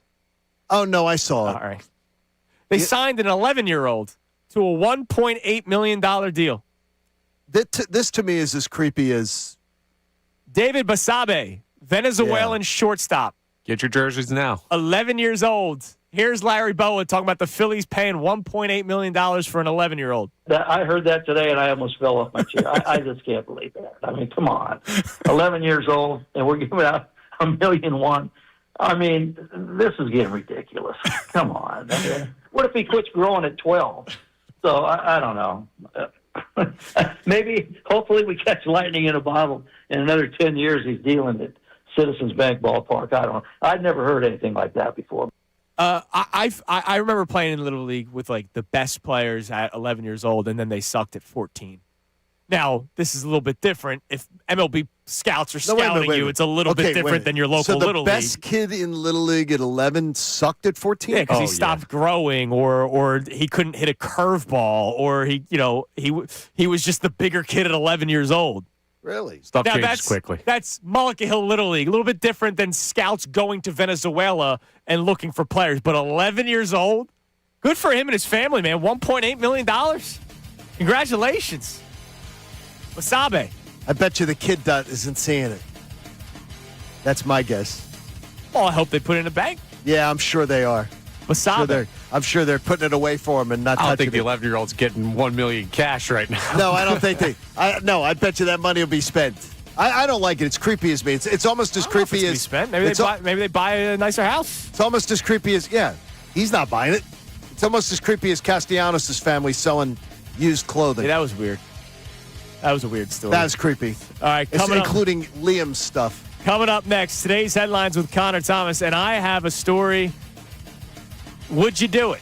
It's Kincade Salciunas, 97.5 The Fanatic. Let me tell you about that FanDuel Sportsbook app. How about that? We were just talking about NL Rookie of the Year odds. Oh, baseball season's right around the corner, but right now you can bet on the winter games. The Olympics going on, FanDuel in partnership with Valley Forge. Well, it's the place to bet it. From game lines to medal counts to finding your angle on the events you care most about, FanDuel gives you more ways to stay connected to the action. Winter games are on. There's no better way to follow them than with a bet on FanDuel. We know those curling matches have been electric because there's been cheating scandals. Countries are yelling at each other on, what did we call it? What did we learn the rink was called? I forget. There's some sort of term for it. But the actual rink that a lot of you care about, Thursday, tomorrow, we got the gold medal game between USA and Canada. Come on. You know who you're betting on. Even if you don't think they're going to win, you bet on the USA. Speed skating's a lot of fun. So much to choose from. Just visit FanDuel.com/local to get started. FanDuel, play your game. You got to be 21 plus. Present Pennsylvania. Gambling problem? Call 1-800-GAMBLER. No hot takes, no rage bait, just the truth. Unfiltered.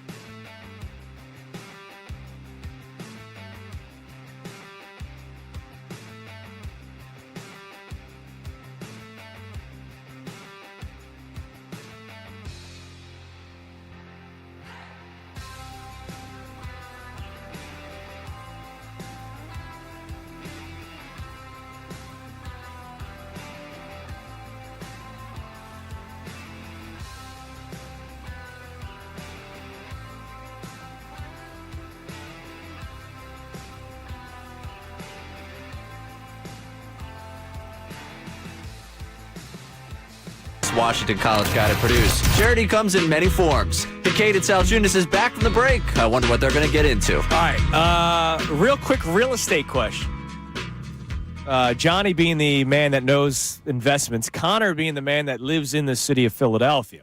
Correct. Would you buy? We have today's headlines with Connor Thomas coming up in a little bit. If you're a huge baseball fan, and if you're also trying to own a home in L.A. for under $800,000, single family home, it's small, but you know the prices in L.A. Oh yeah, I know that. Are you talking? Is it in the Heights neighborhood, which is right near? Is it near the stadium?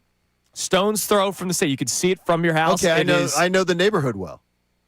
Elysian Park / Chinatown area. Elysian Park. I know it well. You can literally see the ballpark. Wait a minute, less than 800? Yes. What's wrong with the house? Because if you don't know it, you lived in a neighborhood that would remind you of this neighborhood. Okay, in Manayunk. It would remind you of Manayunk, Roxborough. It's very tight. The houses are very tight. And but at a baseball stadium that is being used at least 81 times out of the year. The traffic around there, you're going to be trapped in your neighborhood. Not only the traffic. What's the problem?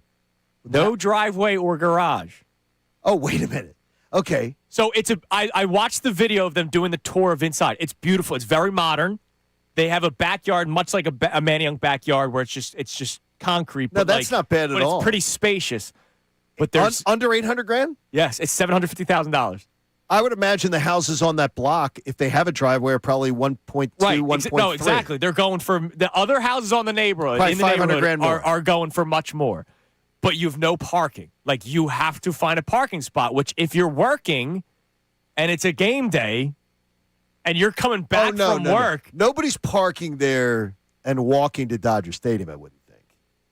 I park over a mile away and walk to Citizens Bank. I wouldn't think people are parking there because I'm sure they have the tags. I'm sure they have the community tags there because it is a neighborhood. It's a real neighborhood. Okay. You know how neighborhoods have it? Mm-hmm. But, I mean, it's so crowded you wouldn't believe it. These are small streets. They're small.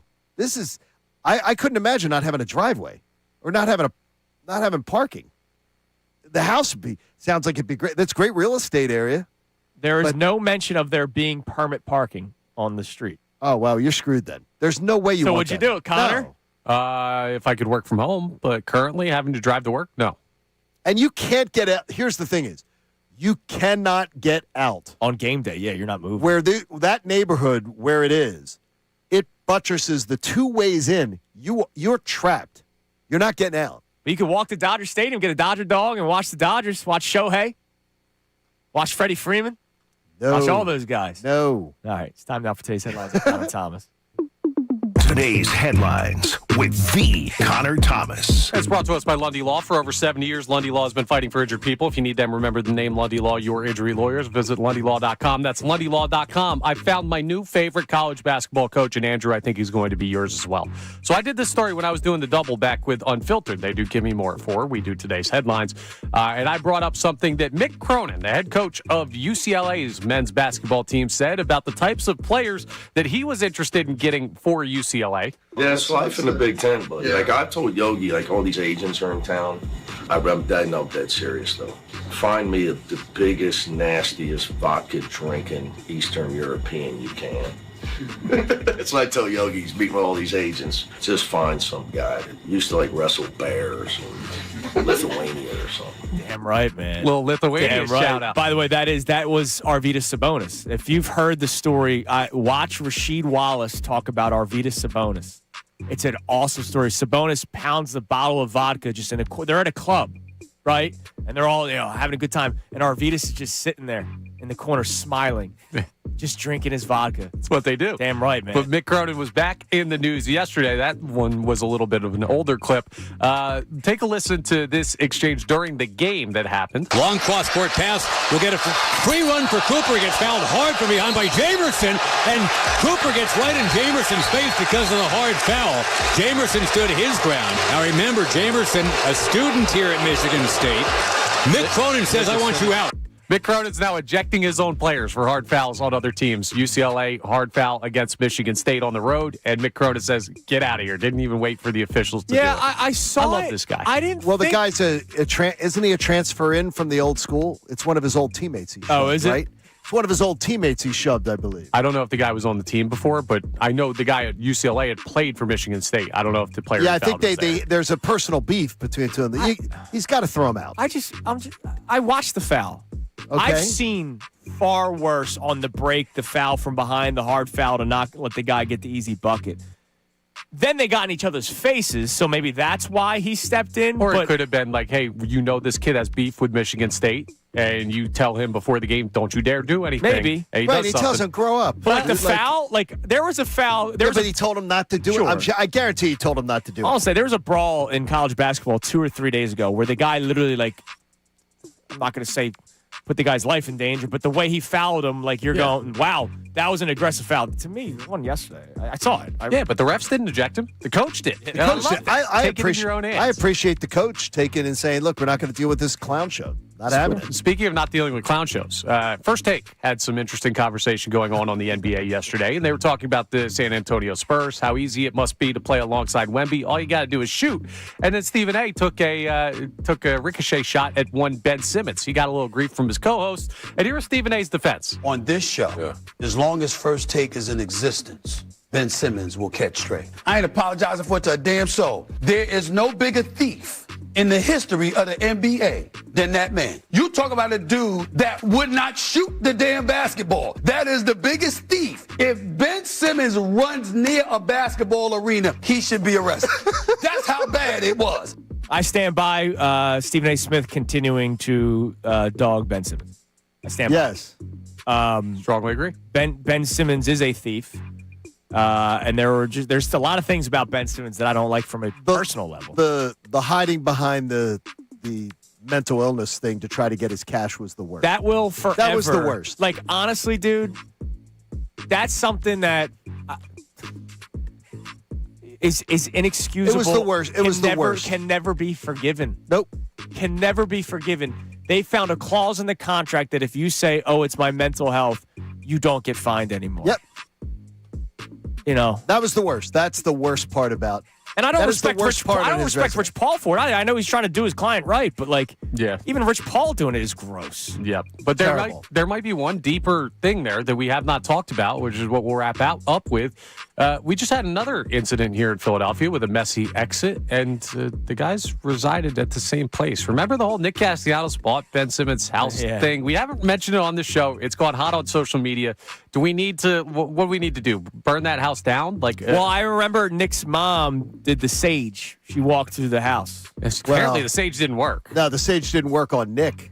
I mean, he's crazy. We can't allow another athlete to buy that home. Simo the Savage's house. Maybe bad news. Here's what I'll do. GoFundMe. I'll purchase the home, and that way no one else has to live there. And then you'll have a free house. That's my cross the bear. All right, coming up next, Adam Schefter. It is an Adam Schefter Wednesday. He joins us at 8:05. Has the tide shifted on A.J. Brown? Sounded like it yesterday. It's Kincade Salciunas, 97.5 The Fanatic. Now on 97.5 The Fanatic Sports Update. Checking in on AJ, I'm Connor Thomas, and the Sixers, they've been off for a while with the All-Star break. They're back in action tomorrow night, but still have not played a game in over a week. The Flyers still have a week until they're back from the Olympic break, so it's a great time to check in on what the Eagles are doing, and it's been a quiet stretch for them as the offseason continues. AJ Brown was not quiet this year, though, and there were reports that he requested trades multiple times during the season. So what's the latest on where he stands? We talked to Derek Gunn, and he said, well, it seems like AJ's happy and the Eagles want him back. Jeremy Fowler, who covers the NFL for ESPN, talked about where the thought process is on a potential AJ Brown trade on Middays with Marks. A lot of team execs that I trust that keep track of such things have thought for a while now that the Philly will entertain a trade for AJ Brown just for a variety of factors. My guess is they'll be approached by teams. There are going to be avenues for them to at least look into it, and I think they will at the very least listen. But it sounds like we're also going to get a lot more movement around the Combine. That starts on Monday. So you also have some sports to keep you a little bit in the fix if you're impatient waiting for the Sixers and Flyers to come back. The Union start their CONCACAF Champions Cup run tonight at 6 p.m. They have their first leg of a multi-game matchup with Defense Force, a side out of Trinidad and Tobago. Adam Schefter joins the guys coming up next. This update is brought to you by Mothers Against Drunk Driving. For victims of drunk and drug driving, your grief is unique, but you are not alone. You always have a place in MAD. Call the 24-hour victim helpline at 877-MADD-HELP or visit MADD.org. I'm Connor Thomas for 97.5 The Fanatic.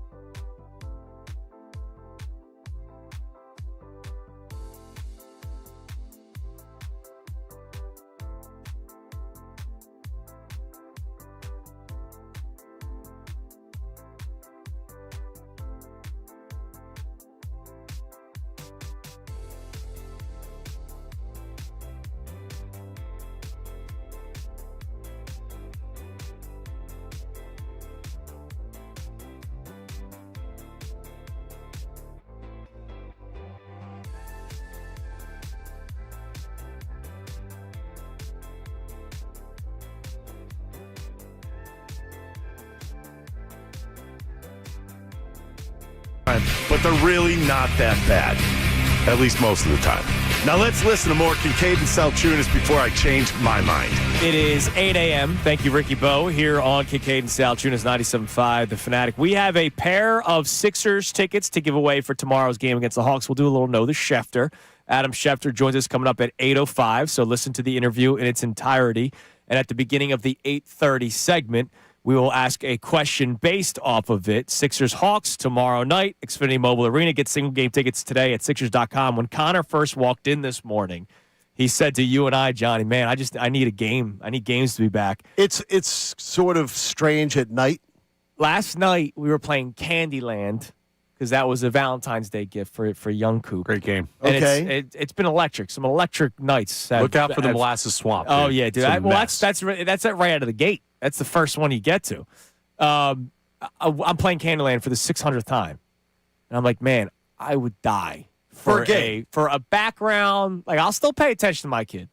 I'll still be playing Candyland. But you want a game. But, like, it's why, even though I'm so down on this Phillies team, I can't wait for a nightly Phillies to be on in the background. Okay. To watch. Candyland or Sixers lose to the Knicks at home by 47?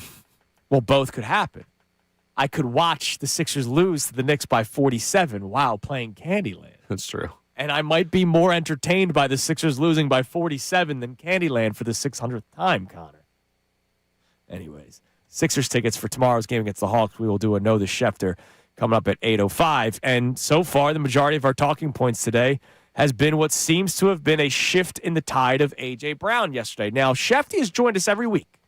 And Shefty, every single time. Shefty has straight up said it could change. Like what you're hearing now, what you're feeling now could change. Who knows? Could be as simple as a phone call. Could be as simple as Sean Mannion saying, hey, this is what my plans are for you.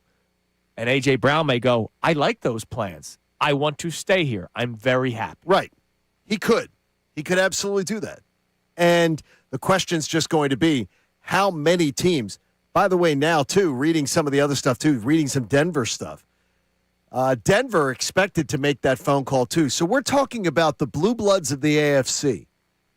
Baltimore, Denver, Buffalo, New England, all wanting a wide receiver. Yeah. If they're all calling, that means all late-round, first-round picks being the starting point of a deal. Right, first-round pick and could end up being. No, it's probably going to be first and a fifth, something. But, that's where it begins. I'm telling you, I said today I believe he's going to get traded. Because here's the deal. I believe he will be traded because I believe they're not going to trust the way you and Connor are trusting. That they're not going to trust that, I'll be good this year. I'll be fine this year. I'll be a good citizen this year, and I'll work hard, and I'll keep my mouth shut. Oh, I'm not trusting it. I'm just risking it. No, but dice, man. But by risking it, you're trusting it. That's what you're doing. You're taking the trust. They're not going to do that. I believe they're going to. I hit on red. You know what? Keep it. I think they're going to move there. We're rolling it back, man. We're the Phillies. We're going to run it back. It's going to change this time. All right, around. we didn't have to go there. Adam Schefter joins us in a minute. Look, the other thing the Eagles have to consider, and I know this is, it's a business, and people have to remember that sometimes. He turns 29 in June. A.J. Brown does. He's making a lot of money. Obviously, you are impacted one way or another pre-June 1st, post-June 1st. Your cap is impacted. Do you know what Fangraphs tells you is the month and the year that you start to see the decline in asset for wide receiver? I imagine late 20s.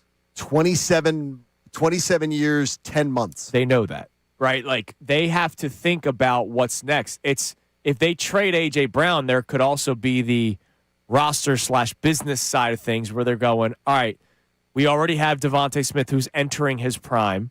We can get another young wide receiver to pair alongside Devontae Smith for much cheaper. And I know that's like a whole other level to the conversation. I know right now the starting point seems to be, would you want to deal with A.J. Brown's drama another season?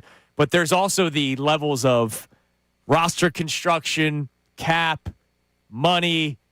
Can you get a first-round pick in return? And if you get a first-round pick in return, do you use that on other positions that you clearly need to find replacements for? Like, that's a whole other conversation if we want to expand one day and do that, because that first-round pick that you could potentially get for A.J. Brown could be the savior for some other areas that you desperately need a replacement in. People might not be ready for that. May not be ready for it, and I understand. Because we love A.J. Brown. And I understand if you're not ready for it. I'm not going. If four of the top teams in the AFC are coming knocking, my phone is not on silent. I can tell you that much. I'm talking to every one of them. I will have my phone on silent with the vibrate going on. Just so that I don't miss it, but I'm trying to sleep at the same time. There you go. All right. You can text in. You can call in 610-632-0975. Would you run the risk, but also potential of another great season from A.J. Brown, but the risk is, what if it doesn't look great, and then all of a sudden he gets really upset again, and we're doing the exact same thing next year? Or would you consider seeing what you could get back in return? 610-632-0975. And we will blame Connor and Andrew for it if it happens. Yes, it would be my fault, because I'm very happy this morning. The shift in reporting yesterday, does it continue now? Because joining us from ESPN at this time every single week, our man Adam Schefter joins us here on Kincade and Salciunas. Shefty, good morning. What's going on? So yesterday there was a bit of a shift in the way people have been speaking about A.J. Brown. We've been having you on every single week, so you know that we've been doing the updates on A.J. Brown weekly. Jeremy Fowler, also of ESPN, was on our midday show yesterday and said some things different, a different tone from what he was saying just last week. Derek Gunn, who's a very well-respected reporter here in Philadelphia, said things a lot differently about A.J. Brown. So we're curious. You have told us that things could change, attitudes could change now that the season's over and maybe heads have cooled down a little bit. What is the latest that you have been hearing about the A.J. Brown front in Philadelphia? Well, I don't know what either Jeremy Fowler or Derek Gunn initially said, then updated to say. I know what I said last week. I said last week that I felt like it could go either way. My guess, if I had to guess, would be I'd lean towards the trade, but it could go either way. Isn't that what I said last week? Yes. Yes. I'd flip it the other way, and I'd still say it still could go either way, but I'd lean safe rather than out. It's not a flip. It's just, again, I think when we go back to the regular season, we've always said that they're in the business of acquiring elite players, not unloading them. And I still think that that's the case. And so I'll still say, to me, it could go either way, but I would be more inclined to say that he'd stay there. And by the way, like, I could come back on next week and shift it again to you, okay? But, we're taking a temperature. 100 degrees as he's traded. Last week I was probably at 53 degrees that he would get traded. This week I'd be at 46 degrees that he's traded. How about that? Okay, well, something changed your temperature. You do. Yeah. You have conversations with people. You take people's temperature. What do Correct. what do you feel has changed? Do you think the Eagles might have said? Nothing. What do you mean nothing? I don't think it's changed. It's just me just having conversations and getting a feel of the moment. Well, in the conversations you're having in the feel of the moment, you obviously are hearing things that are making you. I think when I speak to some other teams, I think they're a little bit more skeptical than I expected to hear that the Eagles would trade A.J. Brown. That's all. Oh. Right? Okay. So the store might not be as open as a lot of people think it is for a trade. That's what I'm feeling today, and I reserve the right to change my mind next week. So, Shefty, the teams that would be interested in A.J. Brown, I'm sure there's a lot of teams that would be interested in a number one wide receiver who will be turning 29 years old in June. What is the market out there? How many teams, and would it be strictly AFC for the Philadelphia Eagles if they were to move him? Again, I don't think it's. I think that if you're going to move him, and again, I'm skeptical that they will, but if you're going to move him, I think you're going to move him for a great offer. Period. Like, if some team knocks your socks off, then maybe you could be tempted. Otherwise, I just, again, I like I said, I shifted my temperature, and I'm skeptical that he's a little skeptical, more skeptical than I was last week that he'd be traded. But let's see, a lot of offseason to go. So if the Eagles maybe shut down the shop, that would mean maybe that Sean Mannion has potentially impressed A.J. Brown, or they have sat down and felt that A.J. feels, well, Kevin Patullo's out of the mix. Now I feel better about the direction we're going. Is that a safe assumption? No, I don't know that at all. That I don't know. But there's new offensive coaches, and they're evaluating everything, and they probably place a certain premium on how certain people fit in. But I don't know that it's. No, I don't think that's A.J. Brown at all. Because again, I saw A.J. Brown. That what you're saying never came up. All right, Adam Schefter joining us here on Kincade and Salciunas. The league never ends, or the league maybe takes a break. We have franchise tags are now available. We know that the Eagles don't operate in that world, so I'm not even going to ask you if there's any indication the Eagles will use the franchise tag. But there is an interesting team in the division that could. Likelihood that the Dallas Cowboys retain George Pickens by using the tag, and they have that number one ranked offense intact for the 2026 season. Yeah, I expect that to be the case. Like, to me, that's a simple one. You lock him in, and you try to keep him there, make sure that he's there. I think that I expect him to get tagged at some point in time, whenever they decide to do that.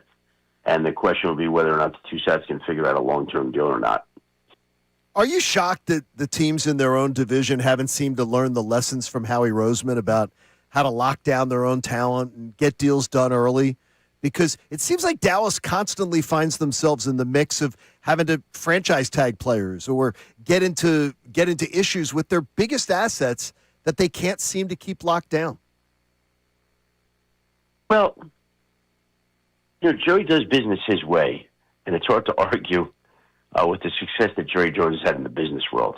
But I think we all could look at it in the football world and say that, okay, this is a situation where some of these things could be done sooner and save themselves a little bit of headaches and whatnot. Like, I remember being at the Combine 2 years ago when they had to re-sign CeeDee Lamb. I was waiting for Dak Prescott to be restructured. Like, Dak will get restructured again this offseason, I would expect. But why would they not do that? But we're waiting to do a deal for Dak, it was 2 years ago. And they waited to the end, and they could have had more cap space and more flexibility if it had been done sooner, but they didn't. Dak's, I would think, is going to get restructured this offseason to create more space. Like, I would think that gets done in the next week or two. Why wouldn't it be done well before the start of the new league year on March 11th? Like, I mean, that should get done. It should be simple. But they don't operate like a lot of teams. They take their time and don't rush into things, and we'll see how it goes. Shefty, I just saw you tweet out right before you joined us that the 49ers, it was announced they will be playing a game in Mexico City. Field Yates then quote tweeted it saying that they will not only play in Mexico City this year, they're also going to play in Melbourne, Australia, and they have cross-country road games against the Falcons and Giants. Now, that you can't really do anything about because it's on their regular season schedule. The more and more teams start to travel, and especially distances like Australia, does the NFL think about how that can impact teams other than just how it impacts the bottom line? No, I don't think so. Enough? Yeah, I mean, like, the schedule is the schedule. The schedule is determined by a formula. And in this particular case,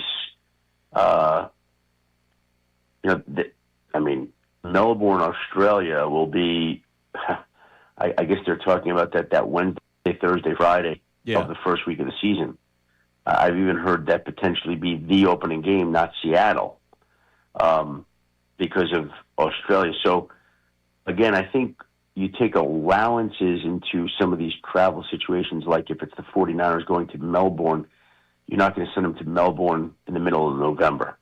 They're going to go early and then have some time to adjust. And Mexico City, the 49ers, I mean, I don't know how far that is, but it can't be something that's incredibly unreasonable. It's probably like just a regular trip. It's like San Francisco playing in Dallas. Sure. Right? So, it is what it is. And the Falcons and the Giants, you can't control that. All I could say is that in future years, they won't have to go to the Giants or the Falcons in the next, is it 4 or 8 years? I don't know, but it'll be a while. So they'll benefit in other years. Everyone goes everywhere eventually. And that's just how it falls for the Niners this season. It's the Eagles are potentially in the mix for Hard Knocks. Have you heard anything about how that might shake out, about which team gets Hard Knocks? Have not heard Hard Knocks at all. They are I know they're one of the teams that is available for it. I would imagine that they would be one of the teams that maybe the NFL would have an interest in peeking in on this offseason. Oh, well, I'm sure. They're a marquee franchise, always interesting. And, if these teams, they don't like to do Hard Knocks. So I don't know what the formula is this year and how they're going to come up with that, but I'm sure that the league would love to have the Eagles, but I'm sure the Eagles wouldn't exactly be reciprocal in those feelings.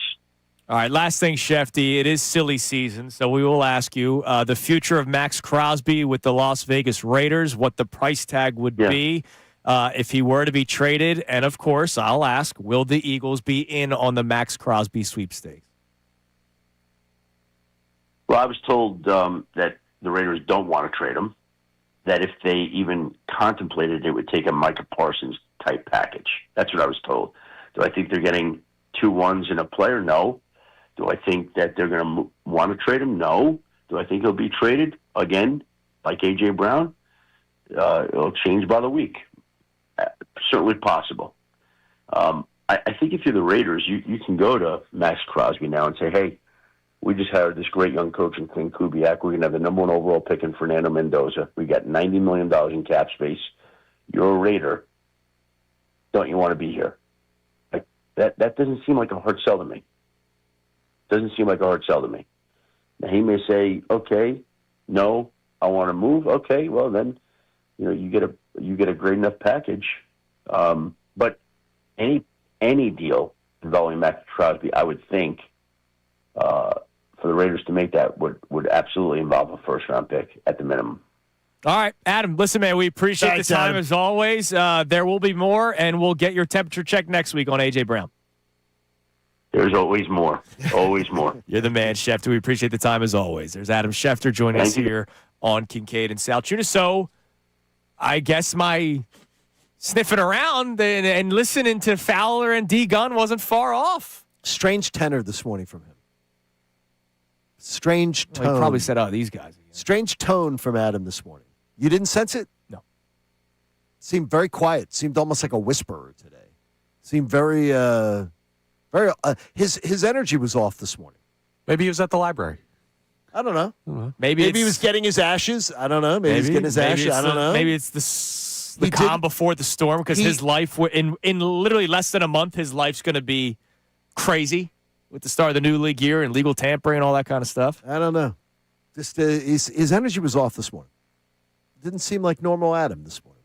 You know what? He's just upset that he hasn't been able to watch VJ and Tyrese play basketball for his fantasy team. That could be too. So that could be too. The sports will be back tomorrow. The lack of sports. Yeah, maybe that's what it is. I don't know. I didn't get that sense. He's very quiet. He's very subdued. Very caring. Very subdued in his answers. Very quiet in the way he was speaking. Not very loud. He's usually in his car too. So that was nice that he wasn't. Look, he said it last week. He said coin flip with the lean toward he would be traded. Today, coin flip with the lean toward he will not be traded. This the day after both Jeremy Fowler and Derek Gunn sort of started that conversation where it seems like it shifted a bit, Johnny. Well, he also let it be known in his answer that we'll be able to cut up and play for you later that he's hearing it from other teams. Yeah. That the door may not be open for him to be traded. He's not hearing it from the Eagles.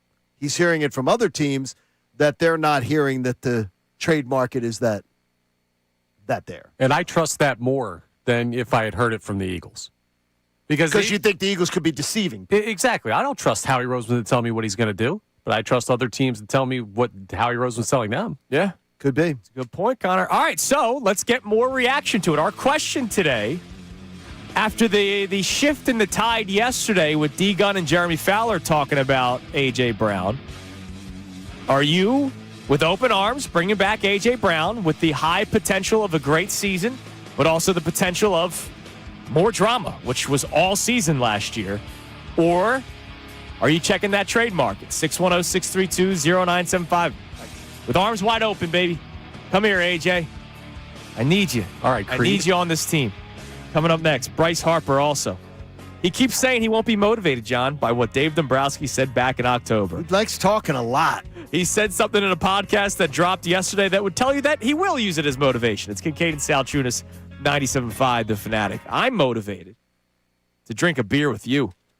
Coming up this Thursday, February 19th, tomorrow, I will be at Kite and Key on Callahill Street in Philly with my friends from Corona. Love hanging out with my friends at Corona. Love hanging out with you. Love drinking at Corona with you. From 6 to 8, we'll be doing our Corona Sixers pregame party, getting you ready for tip-off the right way. So whether you're heading to the game and looking for a spot to hang out at before you go, or you want to find a spot to watch the game with friends, come on out. Kite and Key, best place to be.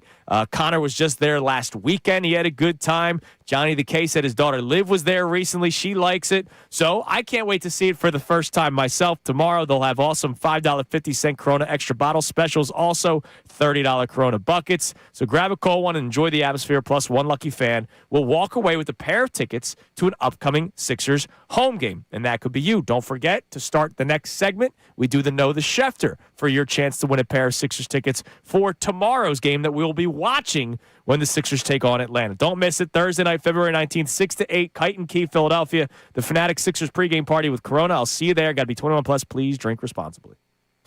Now on 97.5 The Fanatic Sports Update. Trade talks quieting. I'm Connor Thomas, and the Sixers will be back in action tomorrow night in their return from the All-Star break. The Flyers still have a week to go in their Olympic break, so it's been a little bit slow here from the game's perspective, but the Eagles' offseason never seems to slow down.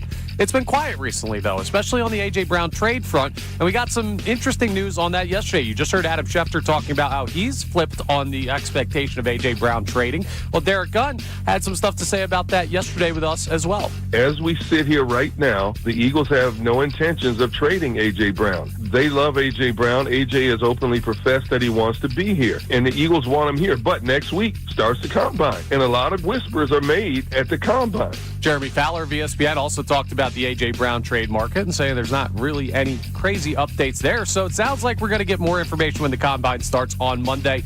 So good news if you're impatient. We should figure that out soon. But it seems like the trade talks are quieting a little bit. The Union are getting things started again. They've got their first matchup of a multi-leg matchup with Defense Force, a side out of Trinidad and Tobago. That's in the CONCACAF Champions Cup. That game tonight at 6 p.m. This update is brought to you by Papa John's, introducing new pan pizza from Papa John's. Order a medium one-topping pan pizza, just $11.99 when you download the Papa John's app or at papajohns.com. Better ingredients, better pizza, Papa John's. I'm Connor Thomas for the home of the Sixers, Flyers, and the Union, 97.5 The Fanatic and the Fanatic.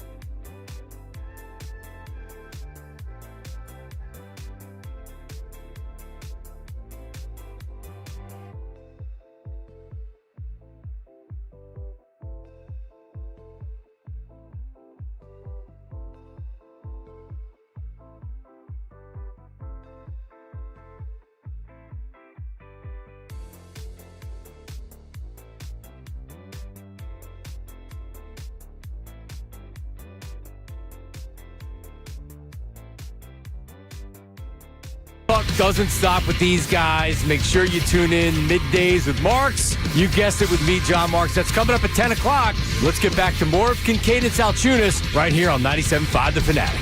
While you were worried about Adam Schefter's tone, maybe it was Adam Schefter's attention. What was the deal? Go ahead, Connor. All right, so we have more Adam Schefter news that came out. Right before he came on, he talked about San Fran going to Mexico City. Right after he came on, he talked about an interesting move by the Chiefs, restructuring Patrick Mahomes' contract. So That's what it was. His salary cap number goes from 78.2 this year to 34.65. A lot of money they just saved. $43.56 million now available in cap space. That's what he was doing. Yeah, so he was, You didn't. No, but the thing is, you didn't hear it. Yeah, but I didn't, I don't know. know. He was completely distracted today. He actually gave us more. He wasn't himself. To me, he wasn't himself this morning. He was very short. And by the way, his answer to me was horrendous. And look, I've known Adam for 26 years. I would tell Adam, his answer to me was horrendous. So Adam, your opinion changed on the Eagles, so I had to press him 3 questions to get him to admit, oh, well, it's other teams that are telling me. It's like, come on, Adam, just tell me why your opinion's changing. Stop being cagey about it. Oh, and then he did. Just tell me. While he was also putting out a tweet about Patrick Mahomes' contract restructure. Just say why you were cagey about it. Come on, dude. Let's do it. All right. Real quick before we get to this Bryce Harper audio, part of the reason why I brought up the 49ers and their travel, the 49ers will be hosting the game in Mexico City. The Eagles are playing the 49ers on the road this year. So there is a chance that the Eagles play that game in Mexico City. Just a chance.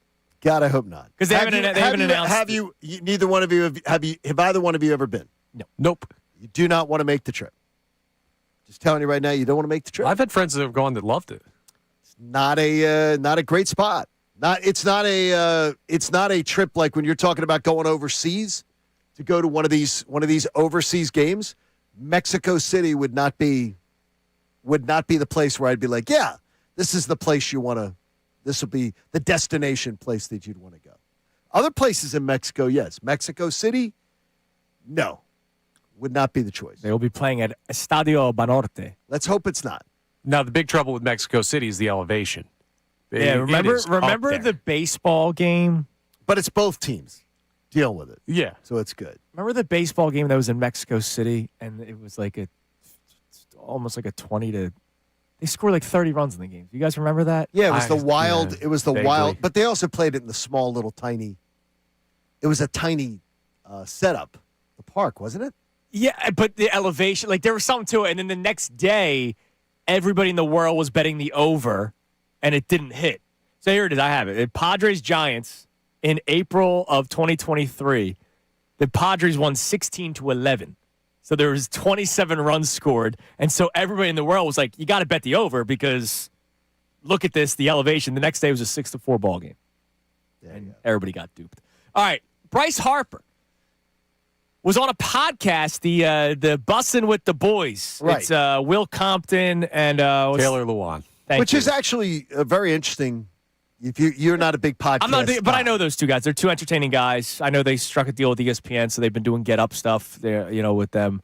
And you said it this morning. It's confirmed that it was recorded. It was before he arrived. It was recorded before he arrived in Clearwater. So it's not like Harper had his comments. This is before he spoke at Clearwater to the Philly media.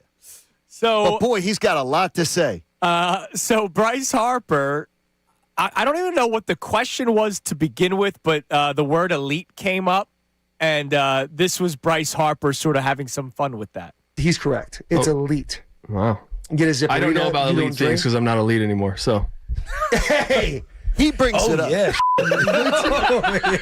Hey, what the The president comes on, he does a press conference, he says Bryce is no longer an elite player. It is. I mean, what are you going to do? Well, hold on. So he can play great instead of good. You brought it up. Yeah. But stay great instead of good. It's something like that. But that feels like it's unheard of for anybody that high of a level to come on and kind of talk about a player like that. I think there's things within the organization that you probably shouldn't say in an outward expression, right? Like if I had a problem with you, I'd probably, if you were on my team, I'd probably bring you to the side and talk to you. And so I think that was one thing when I signed there was hey, we don't say anything about the organization outwardly or anything else, like make sure it's behind the closed doors. And if you have a problem, like we'll talk about it. And so I think that's the kind of where it rubbed me the wrong way a little bit with that kind of stuff. Like I respect Dave and everything that he's done in the game and everything else. He's great at his job and stuff. But, I think for me personally, like if you have a problem, like you can talk to me and have an issue with it, like the way I'm playing or whatever. Like it's not going to motivate me. Like that's the thing. Like anything that people say like that doesn't motivate me. Like kind of just like. Not at all. All right, so not at all. My not elite T-shirt that I got printed up. So it's not going to motivate him. So he has said, and again, to his credit, he has not run from the fact that he did play not to his elite level. Right, he has said it now numerous times. Yeah. He knows that he did not play well in the regular season. So there were no lies told by Dave Dombrowski. He just did not like that it was said publicly. I'm sure he feels embarrassed, right? And he's not handling it very well, which is why he's saying that on a podcast, which is why he's saying it to the media the other day, saying that it was wild that Dave Dombrowski said it. But the thing that I will keep on laughing at is the fact that he goes, it's not going to motivate me, right? Well, literally earlier in the clip, one of the very first things that they talked about was he got signed at 16 years old or drafted at 16 years old? 17, I want to say, but yeah, sure. And I think it was 17. And that still is an amazing story. I know that we're living Bryce Harper now, but the fact that this guy was on the Sports Illustrated cover. Amazing. In his high school uniform, dropping out of high school to get his GED to play JUCO and then get drafted as early as he did, make his debut as early as he did. It's an incredible story. And so when they first brought him on, he was talking about the beginning of his career where a lot of people either doubted him or they were maybe hate watching, right? They wanted to say, who's this young kid, right? This young kid thinks he could just walk in here. Jason Worth has talked about it. Right. Worth talked about it on Middays with Marks when Johnny first kind of came back to the Fanatic saying, I had to knock him down a peg a couple of times because he walked in like he was Mickey Mantle. And that's okay. And that's okay. That's good teamwork. That's being a good teammate. And I don't look, Bryce Harper was a kid. Right. He was a kid. I don't hold that against Bryce Harper. The clown question, bro, thing, he was 12 when he said that. He was a kid. It was funny. And he was talking like a kid. Exactly. And he has since grown up and matured. But this was the very first clip that came out of that podcast. So there was a lot of things that kind of went into our decision. And obviously there was a lot of people that were like, you're crazy. You're robbing this kid of 2 years of high school. He might not be this guy. He might not be this guy. But I love that notion. I love people kind of saying this about me or saying that about me and then doing my thing and not really worrying about it. But having the group around me that kind of helped me get there was huge for me. So the person who tells you, I don't worry about that recites what people are saying. Right. They worry about it. He is so contradictory in everything that he says. I don't get motivated by that. But I wear my not elite T-shirt and talk about it with anybody who's willing to put a microphone on my face. I bring it up. Well, and he wants to prove people wrong. And he says, so then just admit you use it as fuel. And that's fine. None of us could be. That's fine. That's fine. Why are you going so far out of? Oh, I don't listen to that stuff. It's like the athletes that'll tell you, oh, I don't listen to sports talk radio. You say something. And if you ever come in contact with them, they'll tell you what they heard. They'll talk about it. Yeah. Or they'll tell you. I mean, he has the biggest rabbit ears. I don't know how they fit under the helmet. I want him to use it as motive. Just own it. Just admit it. Just say, look, I had a bad year. I didn't like that Dave Dombrowski said it. I'm going to go out there and show everybody that I am still elite. And by the way, everybody would cheer for that. Yes. And everybody, by the way, Bryce, everybody could relate to that. Every guy at their job, every guy in the audience can relate to that. Nobody's going to look down on you for that, saying, you know what, I'm motivated by that. I would like to take that comment and shove it so far up I respect Dave, but I want to take that comment and I want to shove it so far up with my performance this year. And I bet you Dave would laugh at that. Dave would laugh at that. Nobody would find that thing. But he goes so far out of his way to be like, oh, I don't listen to that stuff. But, I don't get motivated by that. But, and then he can recite chapter and verse what's said. I don't know how he puts a helmet on. I don't know how he fits the rabbit ears with it because he knows them all. He can recite it chapter and verse. Tom Brady owns it. Yeah. Tom Brady was hanging up on his road game Every locker. team that passed me in the draft. He had it. Every team that passed him in the draft, he would hang it up in his locker, even at road games. He'd hang it up. He wanted to look at it. He never hid from it. Right. Just don't act like you don't care. Just own it. That's all we're asking you to do, man.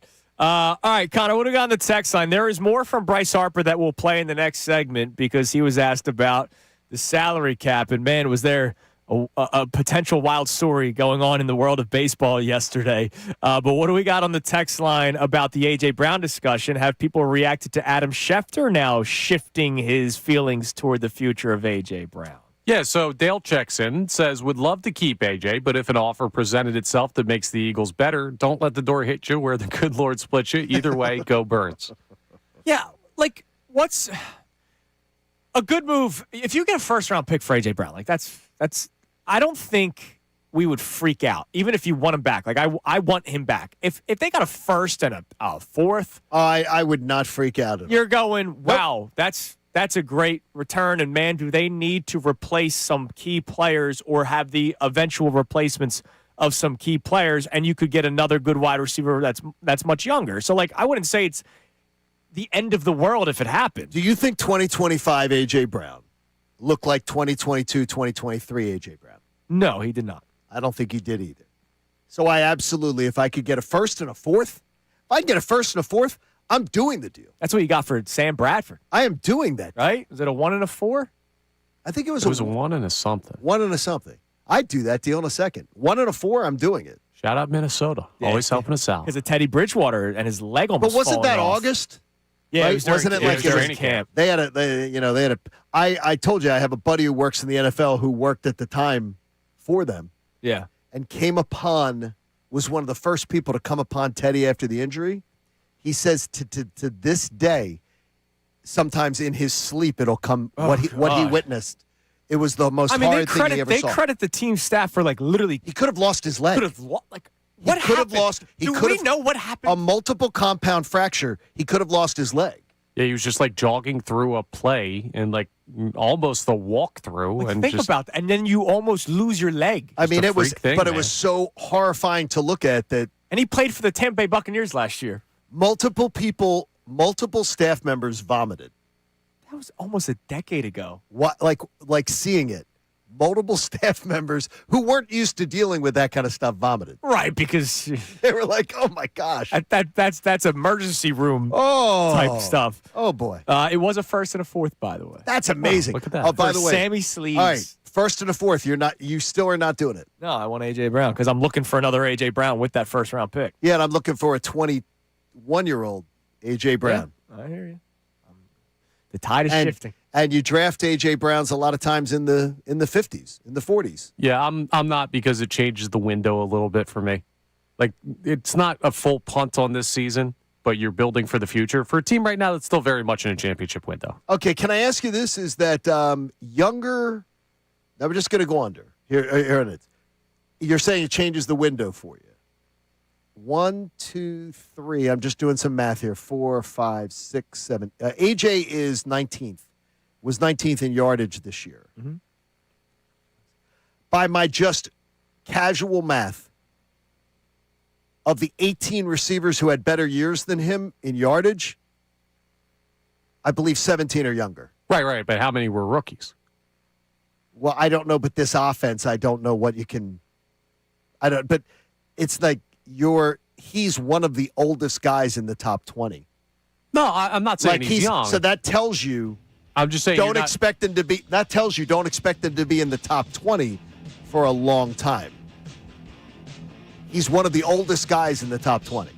Right, but if I'm just saying if you draft a guy out of college, don't expect him to be A.J. Brown tomorrow. Could be long term. And like you're saying, the window. Well, some of these guys open. Yeah, but some of these guys walked in. Justin Jefferson, C.D. Lamb, Jackson Smith and Jigba, Puka Nacua. Jackson Smith and Jigba did not. He had a good year this year, but it took him a little bit. And you named Jamar Chase. Yeah, we're talking about ridiculous talents there. Okay. Those are rare guys. Okay. You're saying you can't get them? I'm saying they're not there? I'm not gambling on that more than I'm gambling on A.J. Brown. Jamar Chase also was what? What I'm saying is, I'm telling you, A.J. Brown isn't that guy now. He isn't those guys now. At this point in his career. Hey, A.J. with arms wide open. Stay here. You and Embiid. Coming up next, speaking of Bryce Harper, he's very much on the record against the salary cap in baseball. That has been very clear. It was a wild day for the MLB Players Association yesterday. Hear from Harper and more on a potential lockout next. This is Kincade Salciunas, 97.5 The Fanatic.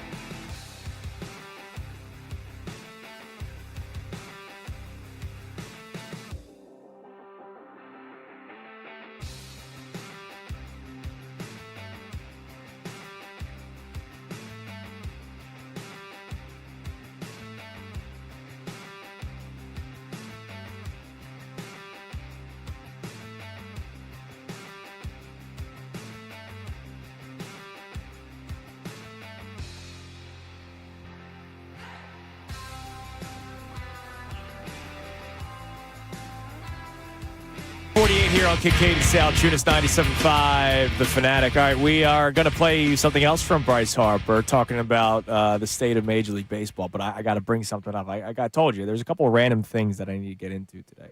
I'll save the hotel one for the 9 o'clock hour. But yesterday, I finished The Sopranos. Oh, you did? Yes. I have said on these airwaves in the past that it is one of the most overrated shows in the history of television, considering the way people talk about it. I'm not saying it stinks. It's just people talk about The Sopranos as if it's the best show of all time. Now, I understand. I was not watching The Sopranos when it was coming out live. I was a child. It's hard to watch it today and compare it to what it was at the time, though. Especially since the only thing I'll say in its defense. Sure. But I sort of agree with your assessment. Because there was current events. You know, current events took place during that show. Right. And oh, by the way, since then, TV has adapted. There's no more, like, movies aren't as, big anymore. Now it's how can we turn shows into series? Right. And so I understand the game has changed a little bit. But I remember a couple of years ago, I tried watching season 1. I was out. I was like, I don't like this show. I sat down, hunkered down, and I watched more and more, and it was good. I do like the show. I will say that Sopranos, good job, good show. The ending was horrific. It was horrendous. It was one of the dumbest things. And don't give me, oh, you're missing it, man. No. There's artistic value to it. The ending sucked. So I feel bad. You know how people that lived Game of Thrones were so upset the way that it ended? I binged Game of Thrones. I was late to Game of Thrones. I'm late to The Sopranos. I feel bad for those of you who did watch The Sopranos on a weekly basis, and that's how your favorite show of all time ended. I think it stunk. I think the ending stunk. I'm sitting there. I literally, it cuts to black. I know how it ended because it's been talked about enough. It cuts to black, and I'm sitting there going, I have so many questions, and not like, ooh, I'm intrigued questions. Like, no, like I was angry questions. I feel bad for anybody that watched that every single week. I think it stunk. Like, you watched every week. When the ending happened, what did you think your cable cut out? No. Because I remember that was a storyline. No, I expected that was. That it would just end like that? No, I thought that's what you expected. No, I didn't expect that to be the ending, but I didn't think my cable cut out. No. When it went to black, I was like, okay, that's what he tried to do. He tried to do this artistic film noir, all this like, boy, look how artistic I am. Look how fancy boy I am. I think it sucked. It sucked. So I feel bad for all of you. I take back some of my comments. It was a better show than I expected as I continue to watch it. I still don't think it's the greatest show of all time. But the way that show ended, I feel bad for all of you. You know what Doc used to do? Doc getting out of Bryn Mawr Hospital today, so my brother. Damn right. Doc would record it, then bring it over to my mom's house. That's awesome. She'd put it in the VCR. She'd watch it. Then she'd go over to Betty Winkowski's house, and they'd watch it. That's awesome. Like, because they didn't have HBO. Yeah. So they would watch it, and they loved it. And my cousin Michelle, love you, Michelle, saying she remembers that. They'd run around. It was like the biggest thing. That's really cool. They did it because Betty was too cheap to get HBO. Basic cable was all she was going to pay for. I think it was great. That's actually a cooler story. It was great, though. They loved to share it like that. So. That's awesome. All right, Bryce Harper, we played you a couple of clips from the Bussin' with the Boys podcast. Well, he was also asked about the salary cap, and here's Bryce Harper giving his reasoning why he's so anti-cap. I just feel like for our game, I always say this, like, I'd rather be an owner than a player. Like, and there's teams lining up, or there's people lining up to buy teams. We must be doing okay. You know what I'm saying? Like, there's so many things that, like, the Rockies were bought for $250 million or something crazy like that, and now they're worth, $2 or $3 billion. You know what I'm saying? So, like, teams are making money. Right. And obviously, like, everybody has down years and things like that. But at the end of the day, like, players need to get compensated the right way for the longevity of their career. Well, then that's where Bryce Harper's high school GED came through. Is all I will tell you. He doesn't understand the salary cap at all. He could not articulate the salary cap. He doesn't understand it. Because facts. All other major sports fought it and then implemented it. And the players at the back end of the rosters in those sports, the back end. So if you're talking about halfway through the roster to the last person on the roster, they all now make significantly more percentage-wise than they did before a salary cap. So what it did is the salary cap has taken care of the back end of rosters. The player revenue share in all of those sports has also grown consistently for the player side in the salary cap era. So there's no economic argument to be made against it. Yes, Bryce, very simply, yes, they're doing okay. They're doing all right. But you would and yes, I agree with Bryce. I'd rather be an owner than a player.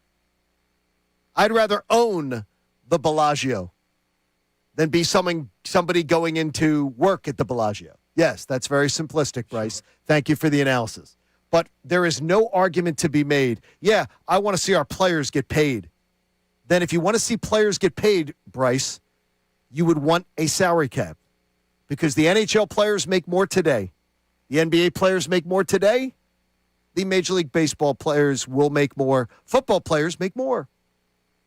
Everybody benefits, not just the super rich in your sport, which have been the ones to benefit from it. Well, yeah, and if you notice, there's another player that had like the exact same talking points the other day. It was Manny Machado. Uh-huh. And if you hear other players and that where do they get it? Where do they get their talking points? Their agent. Yeah. And if you hear other players speak similarly to what Bryce Harper has to say, it's usually the guys that are on these lucrative deals that are making 10 plus years, $300, $400, $500 million. And who are they usually represented by? The same maybe 4 or 5 agents? Yeah, Boris. That have all of the biggest clients because that's who they care about. They don't care about the last 7, 8 guys in the clubhouse who are making jack, nothing. They're not caring about them because that's not the way it was. In the NFL, it was the same thing. When the NFL was fighting the salary cap, fighting that coming in, there was the top guys were anti it, against it. Oh, no, we can't have this. The back end guys voted it in because they realized they did the math and they looked at it. The back end guys make more money eventually. And by the way, now everybody in the NFL makes more money because of it.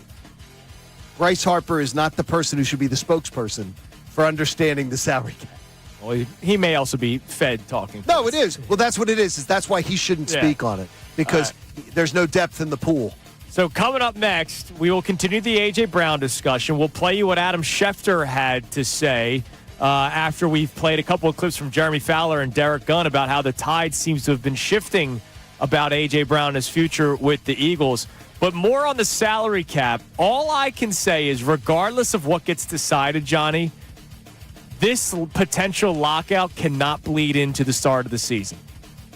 Baseball can't afford it. It's Kincade and Salciunas, 97.5 The Fanatic. Now on 97.5 The Fanatic Sports Update. Eagles not trading AJ. I'm Connor Thomas, and we've got some news on the AJ Brown front, or at least some speculation, some changes in opinion, and we need it right now because the Sixers, well, they've been on the All-Star break for a while now. They're back in action tomorrow night in their return from the All-Star break. The Flyers are still in the Olympic break for another week, but it's been a while since we've had sports, so why not check in on the Eagles and the AJ Brown conversation? Jeremy Fowler of ESPN joined Middays with Marks yesterday, talked about where that stands in his opinion. A lot of team execs that I trust that keep track of such things have thought for a while now that the Philly will entertain a trade for A.J. Brown just for a variety of factors. My guess is they'll be approached by teams. There are going to be avenues for them to at least look into it, and I think they will at the very least listen. So entertain it, yes, but Derek Gunn joined us on Kincade and Salciunas saying he doesn't believe the Eagles will, and Adam Schefter just joined us earlier today saying he's leaning more towards A.J. Brown not being traded. It sounds like no matter what side you're on this, we'll find out more when we hit the Combine. Good news if you're impatient. Combine starts on Monday, so we should get more news soon. Also good news if you need your sports fix. The Union start their CONCACAF Champions Cup run tonight at 6 p.m. They have their first leg of a multi-game matchup with Defense Force, a side out of Trinidad and Tobago. This update is brought to you by Mattress Firm. Mattress Firm's President's Day sale is here. Score unbeatable deals and get matched with the perfect bed. They make sleep easy. Go ahead and check out Mattress Firm. I'm Connor Thomas for the home of the Sixers, Flyers, and the Union. 97.5 The Fanatic and the Fanatic app.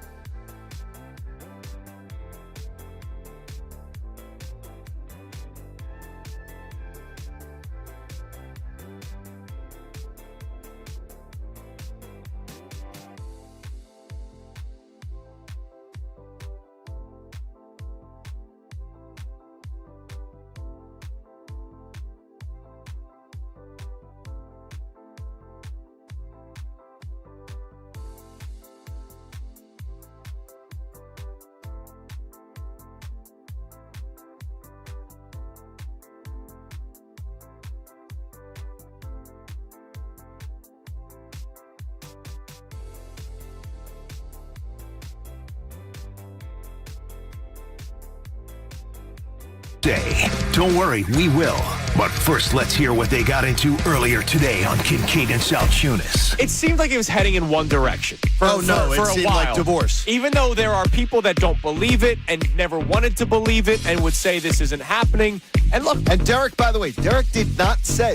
AJ always wanted to be here, but he was frustrated and he spoke out and he got, some people get overly emotional. So it's the idea is Derek's portrayal is the whole trade thing is, I just want out of here. I'm frustrated. Nobody, no reporter or otherwise has denied that AJ asked to be traded. Sure. None. But it seemed like on February 17th of 2026, things shifted. It seemed like between Jeremy Fowler on Middays with Marks, Derek Gunn with us yesterday, that A.J. Brown maybe going to be here. And hopefully, the way the season plays out, everybody's happy. Because I know that I'm happy with a 1,000-yard receiver on my football team. I know that I'm happy with a guy that there are like 3 cheat code plays that they can do with A.J. Brown as long as the offense is clicking. If A.J. is happy and AJ wants to be here, then it was the fact that the Sirianni-Patullo thing screwed us all over and wasted a chance to go for a repeat. Now back to the show. Man, I love how a produced reset may help the show because we got even more on the A.J. Brown front from Adam Schefter, who joined us just about an hour ago that we'll get to here in a second. Just want to let you guys know, coming up at 9:30, 2 random things. One random story, an actual story, and one random blast from the past where, you know how once in a while you see something and it opens up a memory bank that you completely forgot about in your brain? And the fact that you said in 1 year, do you remember what year it was when you stayed in the hotel like 200 days out of the year? It was the year of the O.J. murder. Oh, so you were on the run. You were involved. No, it was the year. It was my last year. Allegedly. It was That'd be 94. 94. So it was 94, and the Holiday Inn Sunset Boulevard. I think I had a room there I negotiated a deal with them because I was doing so much business in that area. I think I had 120 nights just at that hotel. And Mezzaluna, where they had that meal right before the murders, I used to eat at Mezzaluna all the time. How about that? But I don't remember ever. Somehow it's your fault. But I don't remember ever seeing, like, everybody would always go, Did you ever remember him because he was a waiter there? I was like, no, I don't remember him. Like but I would eat there, I'd say probably twice a month. How about that? You know, I eat at the bar too. Like eat at the bar, like and like you're seeing staff and everything. I don't remember ever seeing him or any of that, but I do remember the thing. I have pictures from the crime scene and everything. I'll show you. Well, at 9:30, I have Blast from the Past, Hotel Edition. Oh, wow. And then also a crazy story that happened in our own backyard, a horrible story, and it involves the Philadelphia Eagles. That comes your way at 9:30, but as you just heard in the reset there, yesterday we had Jeremy Fowler on with Middays with Marks, and we here on Kincade and Salciunas had Derek Gunn on. Yes. And we just most recently had Adam Schefter on. But before we had Shefty, we were wondering, was there a shift in the tide? This was Jeremy Fowler yesterday when he was on Middays with Marks talking about A.J. Brown. There's no latest from my vantage point at this point. It's kind of a slower time. I know teams are just emerging from draft meetings and that they're going to start to get back into the swing of what's the latest with trades and free agency signings next week at the Combine. So it is a bit of a down period for that. So there's no hard update that I'm aware of at this point. Now, I do go back to a lot of team execs that I trust that keep track of such things, have thought for a while now that the Philly will entertain a trade for A.J. Brown just for a variety of factors. One is the fit with the offense. That clearly was an issue last year. I mean, I think anybody who's watching could see that he was unhappy 8 or 9 different times or weekly, however you want to track it. And, the contract is a bit of a hurdle, but it's not something that they can get out of, or that they can't get out of, excuse me. They're going to certainly,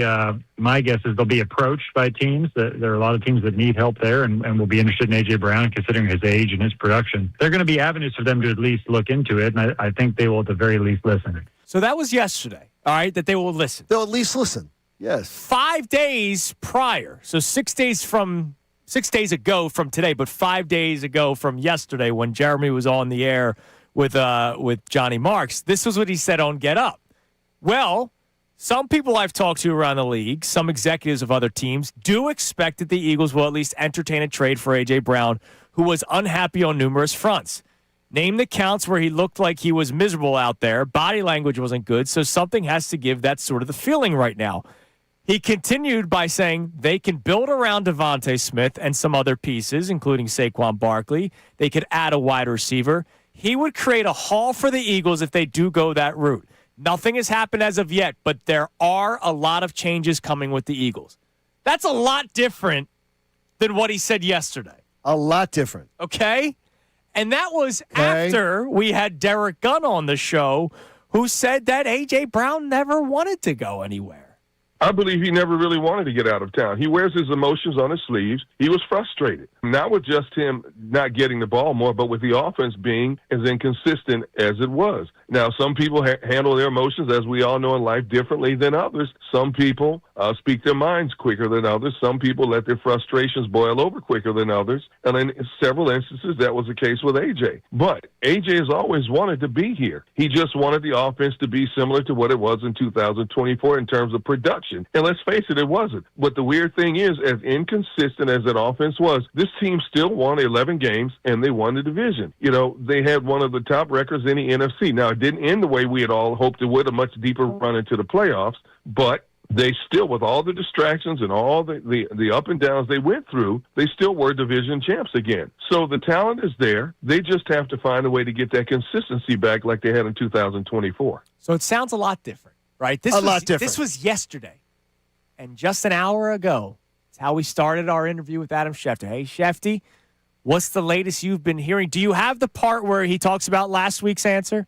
Okay. So hear what he said about what he was thinking last week, just 1 week ago. He joins us every single Wednesday at 8:05, to then the next part. I said last week that I felt like it could go either way. My guess, if I had to guess, would be I'd lean towards the trade, but it could go either way. I'd flip it the other way, and I'd still say it still could go either way, but I'd lean safe rather than out. It's not a flip. Again, I think when we go back to the regular season, we've always said that they're in the business of acquiring elite players, not unloading them. And I still think that that's the case.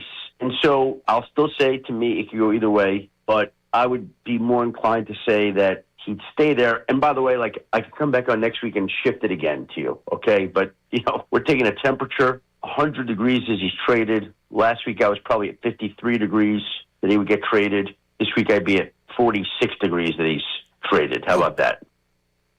Tide's shifting, man. And I love it. I'm in a good mood today. I've been in a chipper mood, very happy.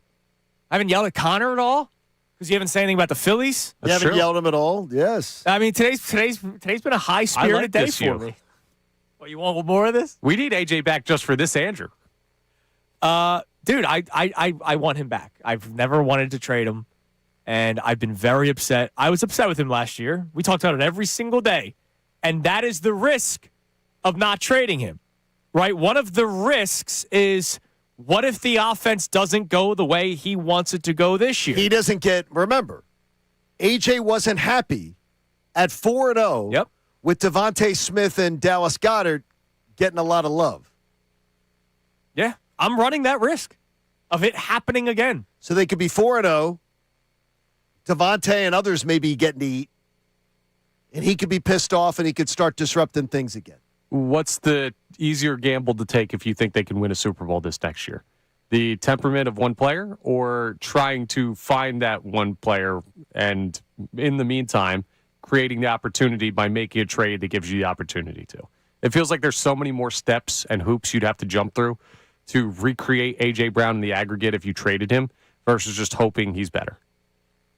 Yeah, I would rather have him here. I think that I don't think A.J. Brown's the player he was 2 years ago. So that's one thing, is I don't think we're going back to 2022-23 A.J. again. I don't think he gets the separation that he gets. I don't think now, do I think he's a fine player? Sure, fine player. He's a really fine player. I think it's almost congruent to the Bryce Harper thing. I think that very much is that Bryce Harper is still a really, really good player. But Bryce Harper was elite, and Bryce Harper is a very, very good player now, just one notch below it. I think AJ is just one notch below what he used to be. I don't know when that next notch below is coming. And to me, if they also have a receiver who could take another notch up. If I have to deal with nonsense again, is what I'm concerned with.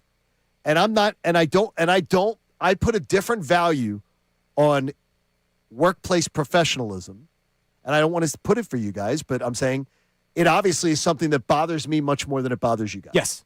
That he put his own personal agenda ahead of the other guys in the locker room. That bothers me. Sure. We also hated the offense the first 4 weeks. No, we all hated it. And guess what?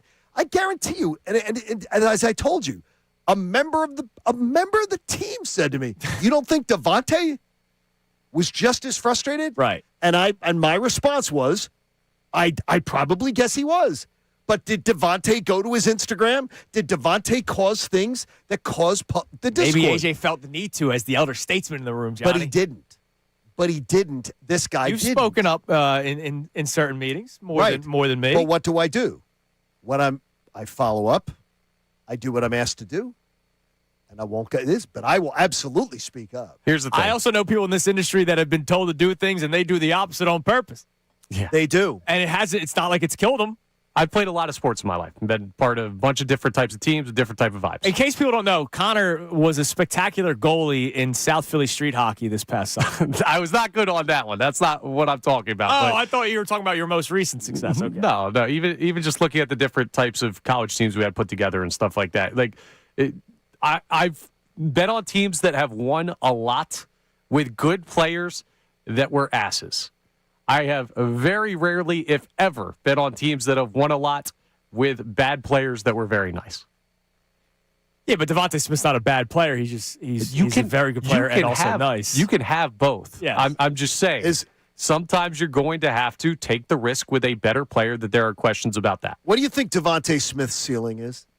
If AJ wasn't here, I do believe and he you could be drafted number one. you drafted another first round or high second round type receiver. Well, no, AJ Brown was drafted 48th. Yeah, he was in the second round, something like that.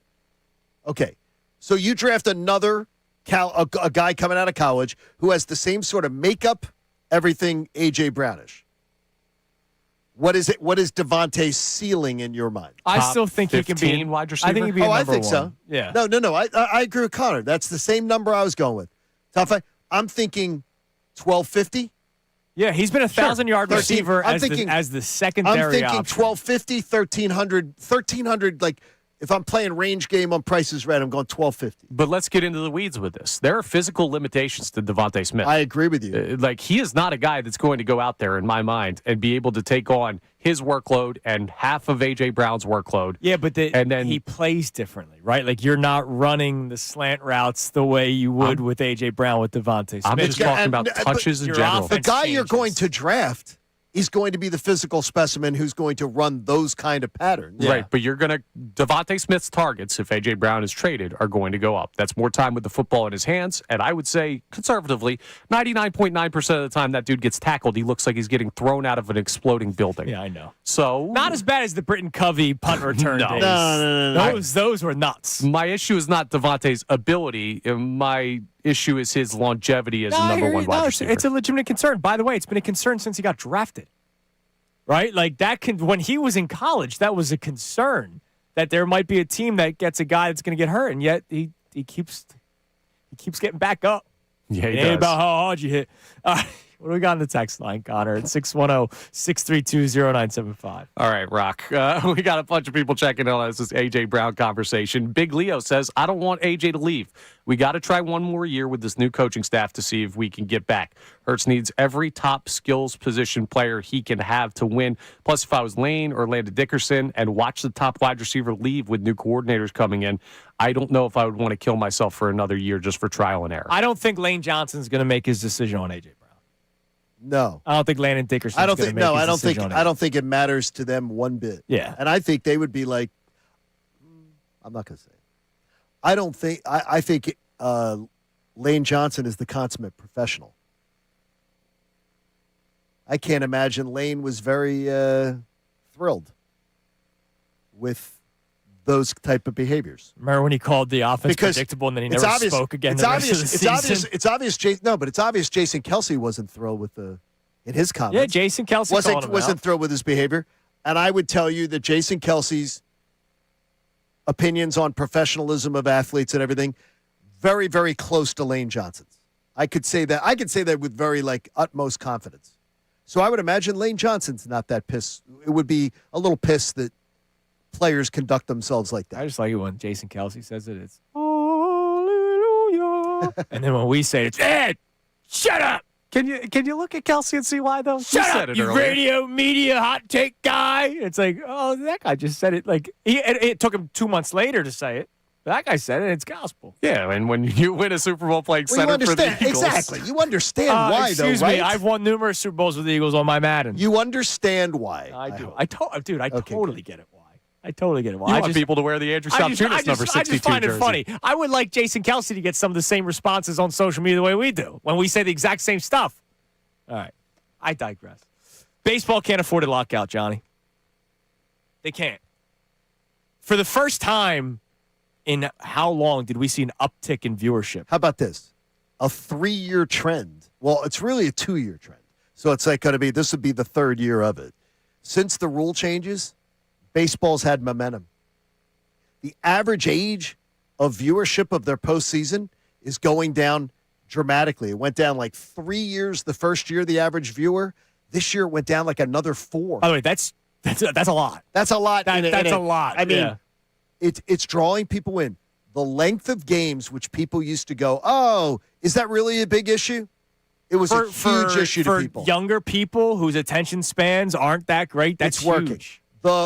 Just to think of it, a few years ago, the NBA was closing in on Major League Baseball as being like the number 2 sport, and people were like, "Wow, NBA and Major League Baseball are getting really close. NBA is about to overtake." And one it. was going up, one was going down. Like baseball was going down. Baseball was going down. The NBA has now been pushed back down, and Major League Baseball is going up. The World Series just this year averaged 6.1 more million viewers on average for its games in the United States than the NBA Finals did. And it involved a team from Canada was in it. Right. So you had a Canadian team in even.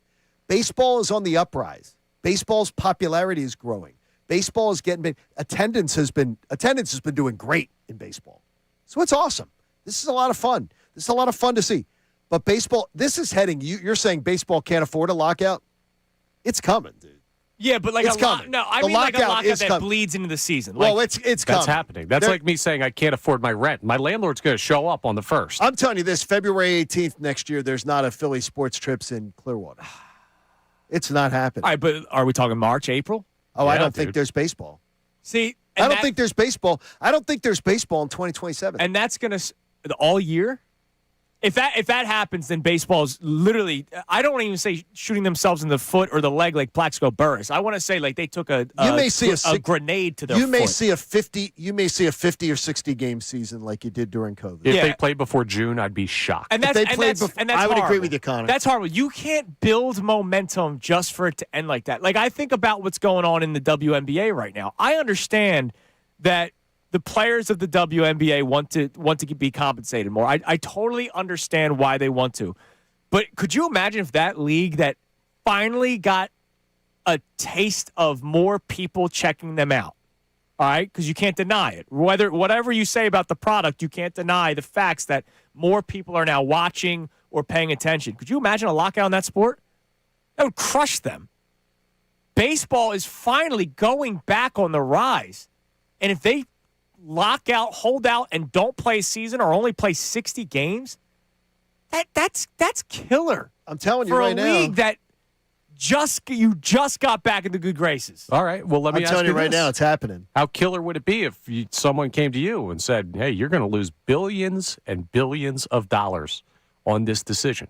You might fight tooth and nail, and that's either side, because the owners are going to say that they're finding a way to lose money, and the players are going to say, especially the high-earning ones, that they're finding a way to lose money.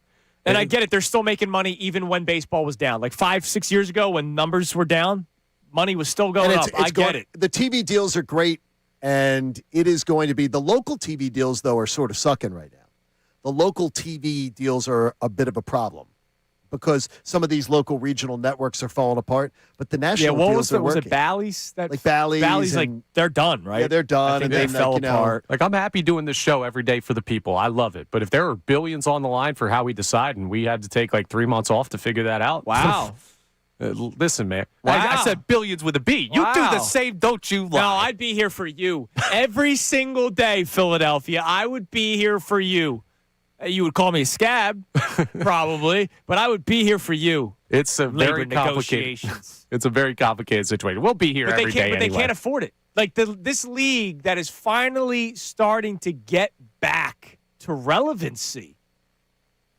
You're gonna take a year off potentially. Well, I can tell you this: the more players like Bryce Harper are talking publicly, the more it will hurt their cause. Yeah, and by the way, they need to get players like Bryce Harper and Manny Machado and say to them, stop talking. Because his knowledge and understanding of a salary cap was so poor just in his first Bussin' with the Boys interview. Stop talking, Bryce, because everything he says can be disproven easily. He doesn't care about the low-end guys in baseball. He's speaking the talking points of the high-end agents. And oh, by the way, the common man doesn't really care about your couple dollars when it comes to millions and billions. We want to watch baseball. All of this ultimately is a slap in the face to fans, both parties. Both parties are trying to win, but both parties are slapping the face of baseball fans everywhere. And that's what pisses me off. And it's going to happen. They can't afford it. Coming up next, we had an Eagles ticket scammer charged, Johnny. Uh-oh. That and a random hotel memory that opened up a whole box of memories in my brain from this morning. It's Kincade Salciunas, 97.5 The Fanatic. I want you to get in on the Bet Parks app, and the Bet Parks app's so fantastic because you can get in on the ice hockey that's being played in Italy right now. And no, they're not playing with a meatball. They're playing with a puck, so get on in on it. You want to bet on curling? You can bet on curling. I don't know enough about curling to bet on it, but if you want to, get in. How about speed skating, bobsledding, whatever it is? It's time to play now and show your patriotic colors on the Bet Parks online casino and sportsbook app, where there's always another way to win. And where there's always other way to wins, that means you can get a $1,000 bonus back in the casino in the first 24 hours if you're down. Plus, you can get 250 bonus spins on Good Heavens or Lil Demon. Mega collect them over the course of 10 consecutive days. That's 250 bonus spins. All the hot slots are there. You can bet individual player hoops performances, bet the game by quarters, halves, and more. The Bet Parks online casino and sportsbook app is fantastic. You got to be 21 in Pennsylvania, Jersey, Maryland, or Michigan. New users only, and terms and conditions do apply. See the site for details. The casino bonus must be wagered. If you have a gambling problem, please call 1-800-GAMBLER.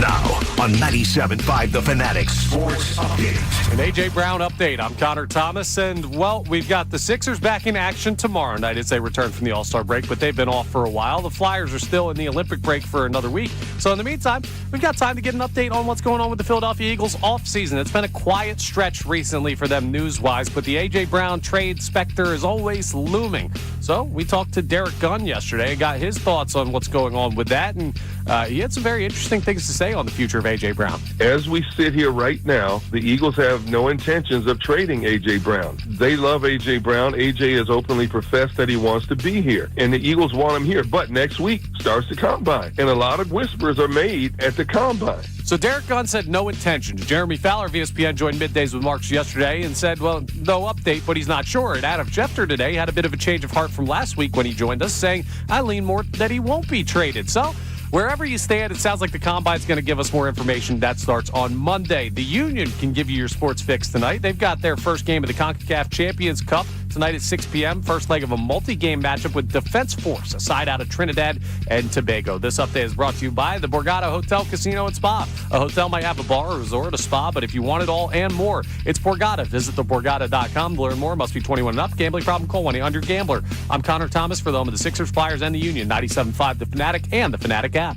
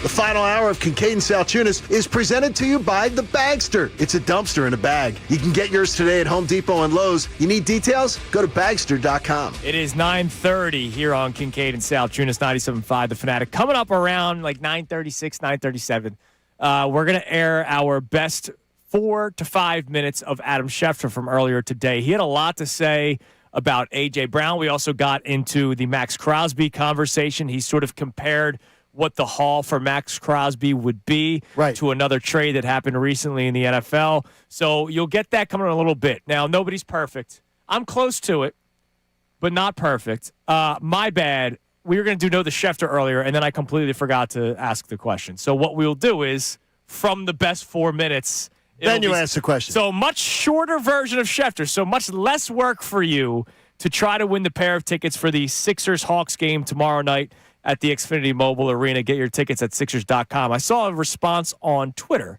to the video that Adam Schefter was saying I'd lean safer rather than out in terms of A.J. Brown staying here. And this guy, Chet, responded. I always appreciate everybody responding. Chet says, I feel like true Philly fans have always said he's not leaving. The only people truly pushing that narrative were Philly radio hosts, national media hosts, and the non-elite insiders. Well, Adam Schefter is, I would say, is an elite insider. I would say he is first of all, he's the highest paid insider in the business. So I would say that makes Adam. Yeah. We'd have to ask Dave Dombrowski. Yeah, Dave would let us know if he's just good or not, or elite. But Chet, when he first off says, I feel like true Philly fans have always said he's not leaving. My question to Chet, and I did just respond to him, so I hope Chet responds at some point. Is it that you thought he wasn't leaving or you didn't want him to leave? Right. There's a difference. Because I never wanted him to leave, but thought he was leaving. By the way, I still think he's leaving. I'm going against that. Yeah. Yep. I think there's, and the reason I'm saying it is because I know there was a lot of exhaustion about his behavior this year. Right. And I believe that there are going to be, if it's true, that 4 teams are going to be knocking on the door, 4 teams are going to be calling. That's pretty good. 4 AFC teams are going to be calling. That means all you need is one of them to get a little desperate, little extra excited. Yeah. Then you're feeling great. So, I don't know what and ends by the up way, happening. all 3 of us don't prefer it. No, none of us want him traded. But I did say, first and fourth, thank you. I'm taking it. First and fourth, I'm taking it. All right. Because this team needs draft picks. This team needs they young talent. definitely do, especially with the players that are going to retire soon this or team will needs be on to their way restock. out soon. This team needs to restock the shelves. Now. Now. Not next year or the year after. Now. Now. All right. Horrible story in the world of ticket scamming. And we haven't. I can't wait for this one because I have no idea what you're We have a talking name and it's in our backyard. So it's not like this is somebody from California that was trying to scam somebody in Philadelphia. In Montgomery County. So we go to the world of Montco. Don't really trust Montco, so give it to me. A 28-year-old woman by the name of Katin Faust has been charged with charges of theft and other related charges after investigators said she posed as an employee of the Eagles Autism Foundation. Oh, this is terrible. And took more than $2,000 from at least 5 people by offering discounted game tickets that were never delivered. Okay, wait a minute. So 2,000 from each of them or 2,000 total? I think 2,000 total. I think they had she told them, hey, this is how much the tickets cost through the foundation, through me. Give me the money. And she scammed 5 different people.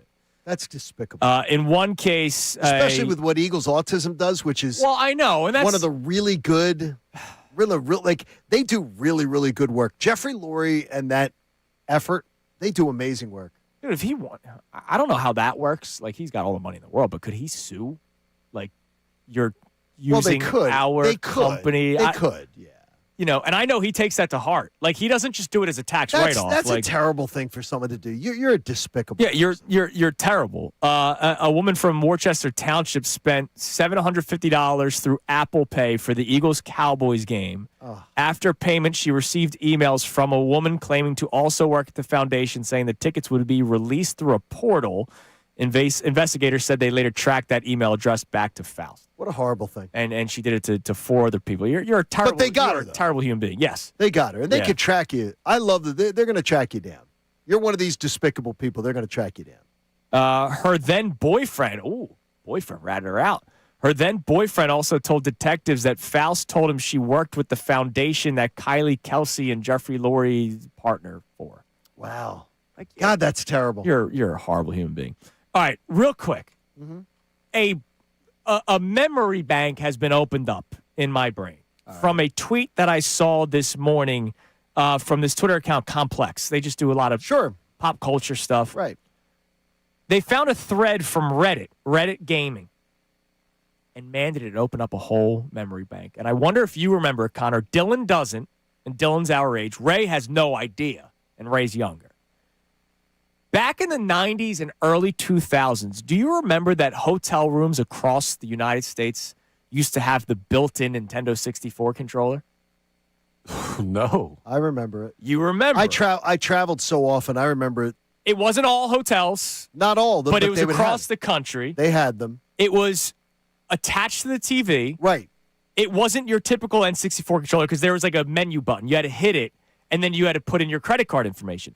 $4.95 an hour. So $5 an hour for you to play the N64. I was a Hilton at the time, like Hilton Super Platinum type of thing.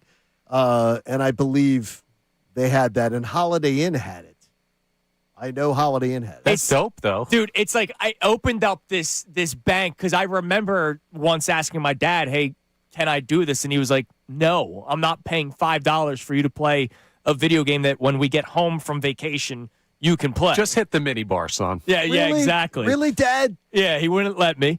There was like 10 games on. They were all typically Mario games because it was, through N64. Excite Bike was one of them. I'm seeing on the screen here.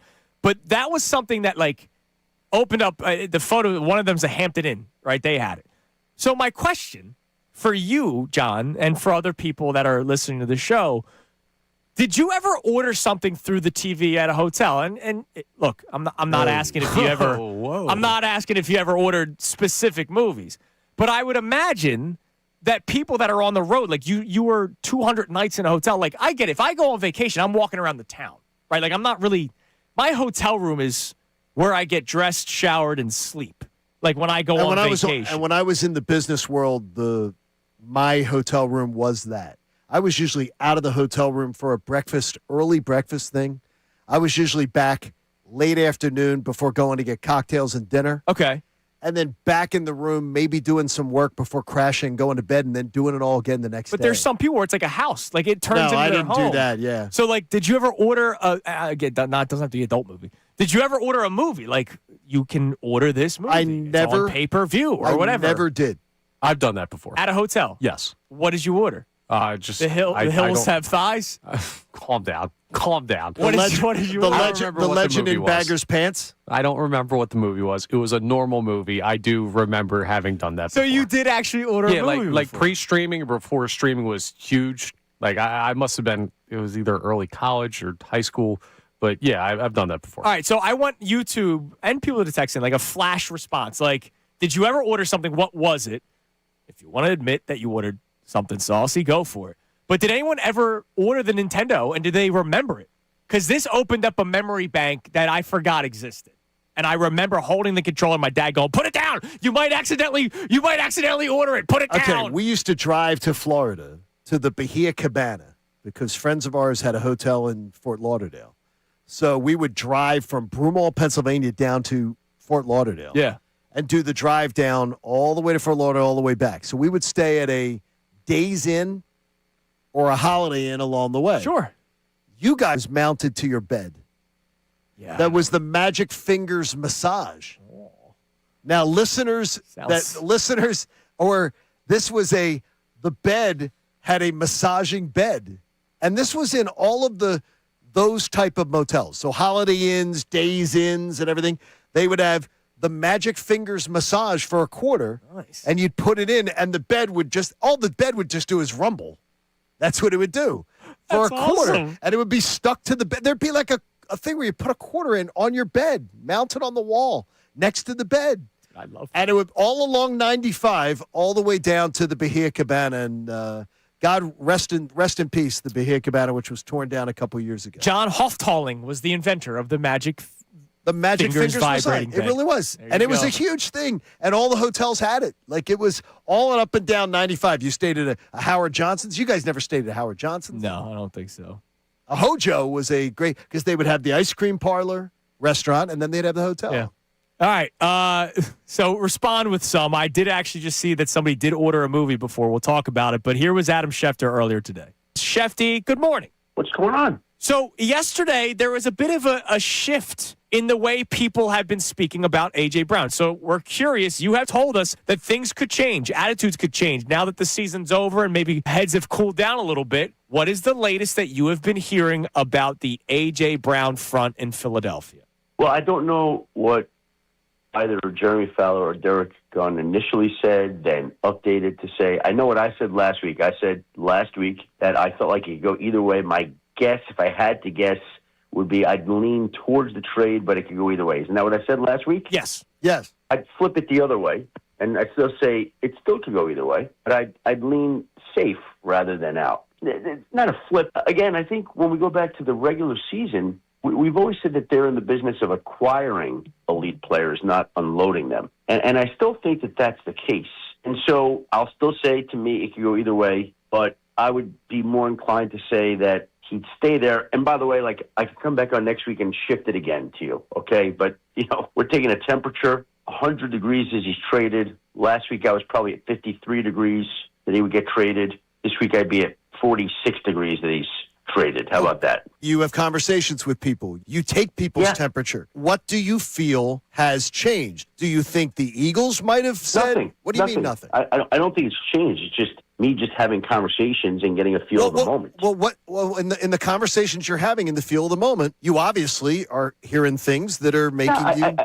I think when I speak to some other teams, I think they're a little bit more skeptical than I expected to hear that the Eagles would trade A.J. Brown. That's all. So the store might not be as open as a lot of people think it is for a trade. That's what I'm feeling today, and I reserve the right to change my mind next week. What is the market out there? How many teams, and would it be strictly AFC for the Philadelphia Eagles if they were to move him? Again, I think that if you're going to move him, and again, I'm skeptical that they will, but if you're going to move him, I think you're going to move him for a great offer, period. Like, if some team knocks your socks off, then maybe you could be tempted. Like I said, I shifted my temperature. A little skeptical. More skeptical than I was last week that he'd be traded, but let's see. A lot of offseason to go. So if the Eagles maybe shut down the shop, that would mean maybe that Sean Mannion has potentially impressed A.J. Brown. Or they have sat down and felt that A.J. feels, well, Kevin Patullo's out of the mix. Now I feel better about the direction we're going. Is that a safe assumption? I don't know that at all. That I don't know. But there's new offensive coaches, and they're evaluating everything, and they probably place a certain premium on how certain people fit in.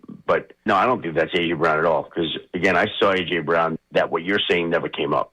The future of Max Crosby with the Las Vegas Raiders, what the price tag would be if he were to be traded. And, of course, I'll ask, will the Eagles be in on the Max Crosby sweepstakes? Well, I was told that the Raiders don't want to trade him, that if they even contemplated it would take a Micah Parsons type package. That's what I was told. Do I think they're getting 2 1s in a player? No. Do I think that they're going to want to trade him? No. Do I think he'll be traded? Again, like A.J. Brown, it'll change by the week. Certainly possible. I think if you're the Raiders, you can go to Max Crosby now and say, hey, we just hired this great young coach in Clint Kubiak. We're going to have the number 1 overall pick in Fernando Mendoza. We got $90 million in cap space. You're a Raider. Don't you want to be here? That doesn't seem like a hard sell to me. Now, he may say, okay, no, I want to move. Okay, well, then you get a great enough package. But any deal involving Max Crosby, I would think, for the Raiders to make that would absolutely involve a first-round pick at the minimum. Adam, listen, man, we appreciate Thanks, the time Adam. as always. There will be more, and we'll get your temperature check next week on A.J. Brown. There's always more. Always more. You're the man, Schefter. We appreciate the time as always. All right, that was Adam Schefter. So the temperature check, he said the degrees. What number degrees? Percentage chance, whatever. What number degrees was it that he would see A.J. Brown getting traded? Your hint, if you weren't listening close enough, was under 50. So what number exactly did he give? First person to text it right at 610-632-0975 will win the pair of tickets for tomorrow's Sixers game against the Hawks. Get your single game tickets now at Sixers.com. Coming up next, a big news drop in the world of sports yesterday that I just don't really care about. I wonder if Connor and John do. It's Kincade.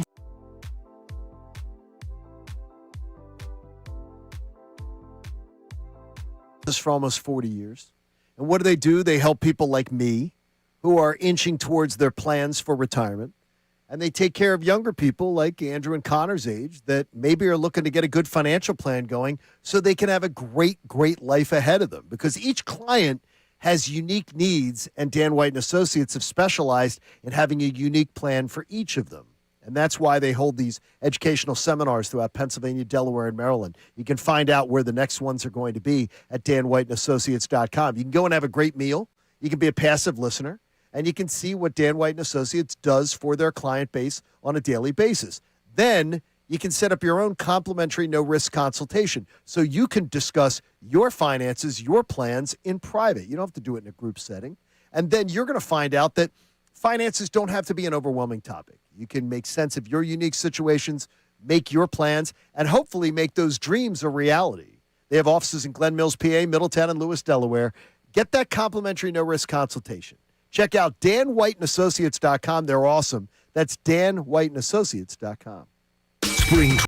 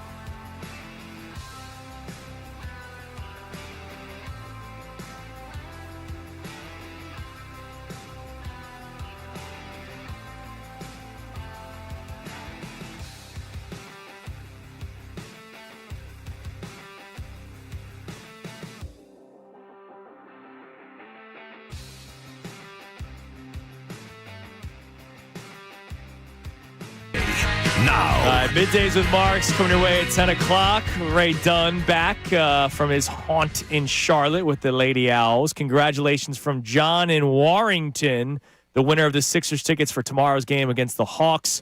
Sixers-Hawks, the answer for Adam Schefter was 46 degrees. Scanning YouTube, when I had the brain out of nowhere memory bank opened up of the Nintendo 64 controllers that used to be installed in hotel rooms. Johnny remembers them. Arthur on our YouTube chat, every vacation, his family ordered a movie at the end of every day to put on and to just have the kids have something to do. Yeah. Okay. So and again, my parents, we didn't pay anything extra. All right. By the way, Christina says, no, you did. We did. Liv got sick once. And on the vacation. And did One Little Slip. Was the little Chicken Little movie. Oh, okay. So you ordered the Disney Chicken Little movie when she was little, and she watched it for probably 24 hours. I heard that Bare Naked Lady song for 24 hours because you get it for 24 hours. She watched that movie for. It was on in the hotel room. Yeah, got your money's worth. You paid for it. Yeah, you got but that song was in my head for I couldn't. It was a fusion of confusion in a most confounding way. Scott on our YouTube chat, he accidentally ordered a WWE pay-per-view fight when they were vacationing in Daytona Beach with his family. He said, my pops laughed it off, but my mom wasn't too thrilled. Oh, I can imagine. Yeah. All right. Do you guys care that Tiger Woods might play in the Masters? Yes. It did nothing for me. What do you mean it does nothing for you? I'm kind of with Andrew here. Like when he announced it, look, I kind of just expect to see him out there, but when he, like yesterday, it became like a big story because he did not. It's an amazing story that he. I don't know. Dude, he is a. I don't want to use a word. We'll use the right word. He is a. It's a medical, like miracle stuff that if he's able to walk that course. Walking that course is brutal. I've walked it. I've walked it. Now, I've walked it many, many, many times. I just feel like this isn't the first time. If I wanted to watch somebody walk, I'd go to Love Park. Yeah, but it's the idea is that he's what he's overcoming to walk it is what's amazing. Yeah, I just like when I heard the news, I was like, all right, like I'm gonna watch the Masters, right? Like I'm watching. You guys know me; I'm a fake golf fan. Like go Colin Morikawa. Like I'm gonna watch the Masters. Hey, he won at Pebble Beach. Congrats. You know me; I'm obsessed with. I've become again obsessed with golf in my life. Yeah. I became obsessed with golf because of Tiger Woods. I was never obsessed with golf before Tiger Woods. I took up golf because of Tiger Woods. And Tiger Woods made me want to play golf. Maybe I will just, to me, he's that love affair you have with Joel Embiid. Yeah. I have with, but I then actually carried it over to it became a big, huge obsession for me. But then it might be upsetting when he's 8 over. No, it's not. It's because I expect the legends to come back in the Masters and play like crap. Like I expect that. It's what happens. Yeah, I'm not anti him playing. Like I'm not like, I I'm wish not he'd saying hang it stay up. home. It's just like when the news when he said it yesterday, I wasn't like, oh. Like 19, I'm like a Tiger. When he wins, it's totally different because he's not winning. Right, like he'll never compete. That was a for great it again. story when he won. One of the greatest in all sports. By the way, I want to just say that I do not like a federal judge who made a ruling yesterday, and Andrew did not see the story. Connor, I don't know if you saw the story. Not really up on the federal judge ruling. Buffalo Wild Wings won a lawsuit. They are allowed to keep calling boneless wings. It is a ridiculous ruling that boneless wings, call them chicken nuggets for the grown men who don't want to order chicken nuggets. I always appreciated the boneless wings are not boneless wings. Apparently, the legal system disagrees. Yeah, the legal system tells you one that judge, you're wrong, and by the way, will be now. Hopefully, it will be challenged to an upper court because it's freaking ridiculous. Ah, man. Boneless wings are chicken nuggets for grown men who don't want to order chicken We nuggets. don't have better stuff to legislate in this damn country. Hey, boneless wings are boneless wings. That's fine. I wish I could have gotten in on that lawsuit. Congratulations to all of you who have stayed there from the beginning. All right, Middays with Marks comes your way next. Everybody have a great rest of the day. Talk to you tomorrow here on the Fanatic. Now on 97.